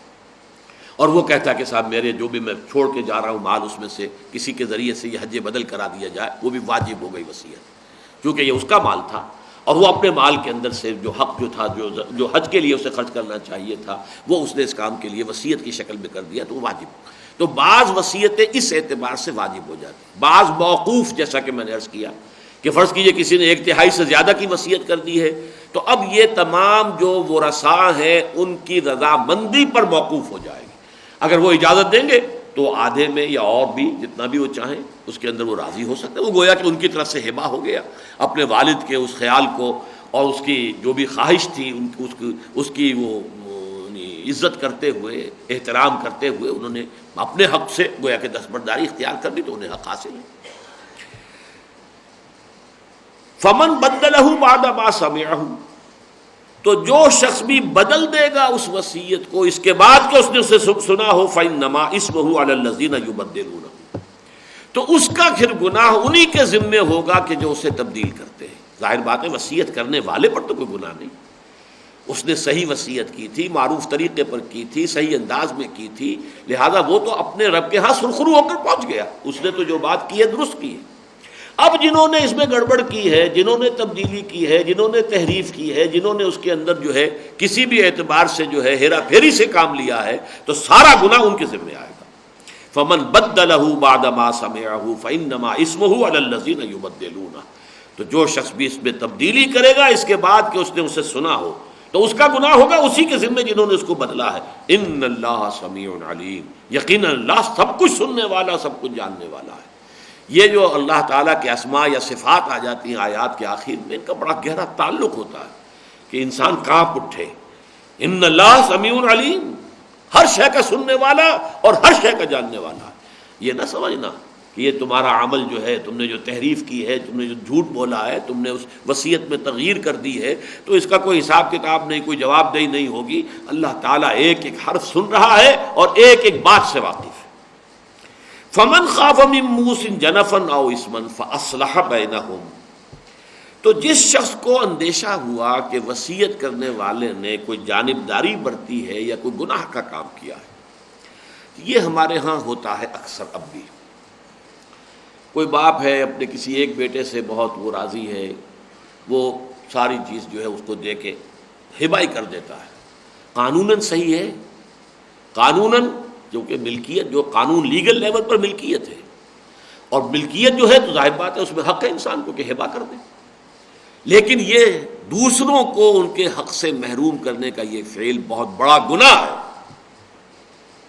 اللہ تعالیٰ نے عدل کیا ہے، اللہ تعالیٰ نے حصے رکھے ہیں، تم گویا کہ اس کے اندر اللہ تعالیٰ کی اس مشیت، اللہ کے اس فیصلے، اللہ کی اس حکمت کی نفی کر رہے ہیں۔ اس حوالے سے اسی طرح کا معاملہ وصیت میں اگر ہو گیا ہے، وصیت یعنی اب یہاں پر تصور یہ دیا جا رہا ہے کہ وصیت کو اتنا سیکرو سینٹ نہ سمجھو، اتنا سیکریٹ نہ سمجھو کہ یہ مقدس سے ہے، بس یہ تو حرف آخر ہے، اب مرنے والا کہہ گیا ہے، اب کیا کرے، اب تو کچھ تبدیلی ہو ہی نہیں سکتی۔ نہیں، ایسی بات نہیں۔ فرمایا کہ جو شخص بھی فمن بدلہ بعد ما سمعہ فانما اسمہ علی الذین یبدلونہ ان اللہ سمیع علیم فمن خاف من موص جنفا، تو جسے بھی کوئی اندیشہ ہو جائے، موسن، موسی وصیت کرنے والا، موسی، اوصا یوسی ایصاء، تو موسن رہ گیا یہ۔ فمن خاف من موص جنفا، جانبداری کی ہے اس شخص نے، غلط کام کیا ہے، کسی کی حق تلفی کی ہے، اگر کسی کی طرف جانبداری کر کی ہے تو ظاہر ہے کسی کی حق تلفی ہوئی ہے۔ یہ تو ڈیبٹ اور کریڈٹ کا سیدھا سا مسئلہ ہے کہ اگر ایک طرف کہیں کریڈٹ ہے دوسری طرف ڈیبٹ تو ہوگا ہی ہوگا۔ اگر آپ نے کسی کو حق سے زیادہ دیا ہے تو در حقیقت کسی اور کا حق مارا ہے، وہاں سے کوئی نہ کوئی جو ہے آپ نے ڈنڈی مار کر ہی کسی کو دیا ہے۔ تو فرمایا فمن خاف من موص جنفا او اثما، ایک تو ہے کہ آدمی کوئی غیر شعوری طور پر جو ہے وہ جانبداری کی وجہ سے کر گیا، کوئی اس کا ارادہ باقاعدہ جو ہے اللہ کے کسی حکم یا منشا کے خلاف ورزی نہیں تھا۔ ایک ہے اسمن او اسمن، جان بوجھ کر انسان جو ہے گناہ کما رہا ہو، جان بوجھ کر، گویا کہ یہ اس کا قصب ہے، اس کے دل کا، اس کی نیت کا، اس کے ارادے کا، تب یہ اسم بن گیا، یہ گناہ بن گیا۔ تو جس کسی کو اندیشہ ہو کسی وصیت کرنے والے کے باب میں یا بارے میں کہ اس نے جانبداری سے کام لیا ہے یا اس نے گناہ کا ارتکاب کیا ہے، فاصلح بینہم، اور اس نے پھر صلح کرا دی ان کے مابین۔ لیکن یہاں لفظ صلح جو ہے وہ بہت ضروری ہے، اصلاح کر دی ان کے مابین، یعنی یہ کہ تمام ورثاء کو جمع کرے، جمع کر کے ایک بات جو ہے باہمی مشاورت سے کہ دیکھیے وصیت تو یہ ہے، یہ ثابت ہے، لیکن اس میں یہ حق تلفی ہو رہی ہے، ہو سکتا ہے کہ آپ کے والد، آپ کے بزرگ جو اللہ تعالیٰ کے ہاں اس کی پکڑ میں آئیں، کیا یہ بہتر نہیں ہے کہ آپ لوگ اس کو عدل اور انصاف کے مطابق کر دیں، اور جو بھی شریعت کی بنیاد ہے اور اس کے اندر جو اس کی روح کار فرما ہے اس کے مطابق اس میں تبدیلی کر دی جائے، تاکہ ہو سکتا ہے کہ اس کی وجہ سے تمہارے والد پر، وصیت کرنے والے پر جو بوجھ آخرت کے حساب سے اس میں تخفیف ہو جائے، کمی ہو جائے، یا اللہ بری کر دے تمہارے اس کام کے طفیل۔ تو اگر ان کو لیے ان کی باہمی رضامندی سے بیٹھ کر اصلاح کا کوئی معاملہ ممکن ہو تو فرمایا فاصلہ بینہم فلا اثم علیہ، تو پھر ایسے شخص کے اوپر کوئی گناہ کی بات نہیں ہے۔ جب وہ میں نے لفظ استعمال کیا تھا سیکرو سینٹ، یعنی یہ سمجھنا کہ یہ سیکرڈ ورڈ ہے، یہ تو اب وصیت کرنے والا وصیت کر گیا ہے، اب اس کے اندر کوئی تغیر و تبدل نہیں ہو سکتا۔ ویسے بھی چونکہ یہ ابتدائی حکم ابھی تھا اور اس کا تو جو وجوب تھا وہی بعد میں ختم ہو گیا، بلکہ یہ کہ قانون وراثت نے آ کر جو ہے اس کو منسوخ کر دیا، اس وجہ سے بھی اس کے اندر یہ بات کہہ دی گئی کہ ٹھیک ہے ابھی چونکہ ایک ابتدا ہو رہی ہے، اس حکم کا آغاز ہو رہا ہے، اس میں ہو سکتا ہے کہ کما حق ہو اس کے آداب کو ملحوظ نہ رکھا جا سکے اور اس میں عدل اور انصاف کے تقاضے جو ہیں وہ کہیں پامال ہو جائیں، تو اس کو یہ نہ سمجھو کہ جو وصیت کرنے والے نے وصیت کر دی وہ پتھر میں لکیر ہو گئی ہے، بلکہ فاصلح بینہم فلا اثم علیہ، تو اس میں ہرگز کوئی اس پر گناہ کا کام نہیں۔ ان اللہ غفور رحیم، یقیناً اللہ تعالیٰ غفور ہے بخشنے والا اور رحیم ہے رحم فرمانے والا۔ خیال میرا یہ تھا کہ اس کے بعد جو ہے پورا رکوع جو ہے 23واں، یہ صوم کا ابتدائی حکم اور پھر صوم کے تکمیلی احکام، یہ ایک پوری عبادت ہے، ایک رکن ہے اسلام کا، 5 ارکان میں سے ایک رکن روزہ بھی ہے۔ بنی الاسلام علی 5 شہادت اللہ الہ الا اللہ وان محمد رسول اللہ واقام الصلاۃ وایتاء الزکوٰۃ وصوم رمضان وحج البیت۔ تو یہ صوم رمضان سے متعلق خاص طور پر بات یہ ہے، میں نے اپنے کتابچے میں بھی لکھی ہے کہ یہ خاص معاملہ روزے کا ہے کہ اس کا ابتدائی حکم، اس کے تکمیلی احکام، اس کی حکمت کا بیان، اس کے مقاصد کا بیان، سب کے سب صرف ایک جگہ پر 6 آیتوں کے اندر موجود ہے۔ باقی نماز کے آپ کو احکام نہ معلوم کہاں کہاں پھیلے ہوئے ملیں گے، وضو کا حکم وہاں ہو رہا ہے، تیمم کا وہاں ہو رہا ہے، نماز کے اوقات کا کسی اور جگہ سے استنباط کیا جا رہا ہے، نماز خوف کا ذکر کہیں اور ہے، وغیرہ وغیرہ، وہ قرآن میں پھیلا ہوا ہے۔ حج کا معاملہ بھی یہ ہے کہ 2 رکوع تقریباً ہے سورہ حج کے اندر، 4تھا اور 5واں، اور 2 رکوع اب آگے آئیں گے، 24واں 25واں حج پر ہے۔ لیکن یہ ہے کہ صوم کی عبادت وہ ہے کہ یہ پورا کا پورا اس کا فلسفہ، اس کی حکمت جو ہے وہ 6 آیتوں کے اندر بیان ہو گئی، اور وہ 6 آیتیں ایک ہی جگہ پر قرآن میں۔ بارک اللہ لی ولکم فی القرآن العظیم ونفعنی وإیاکم بالآیات والذکر الحکیم۔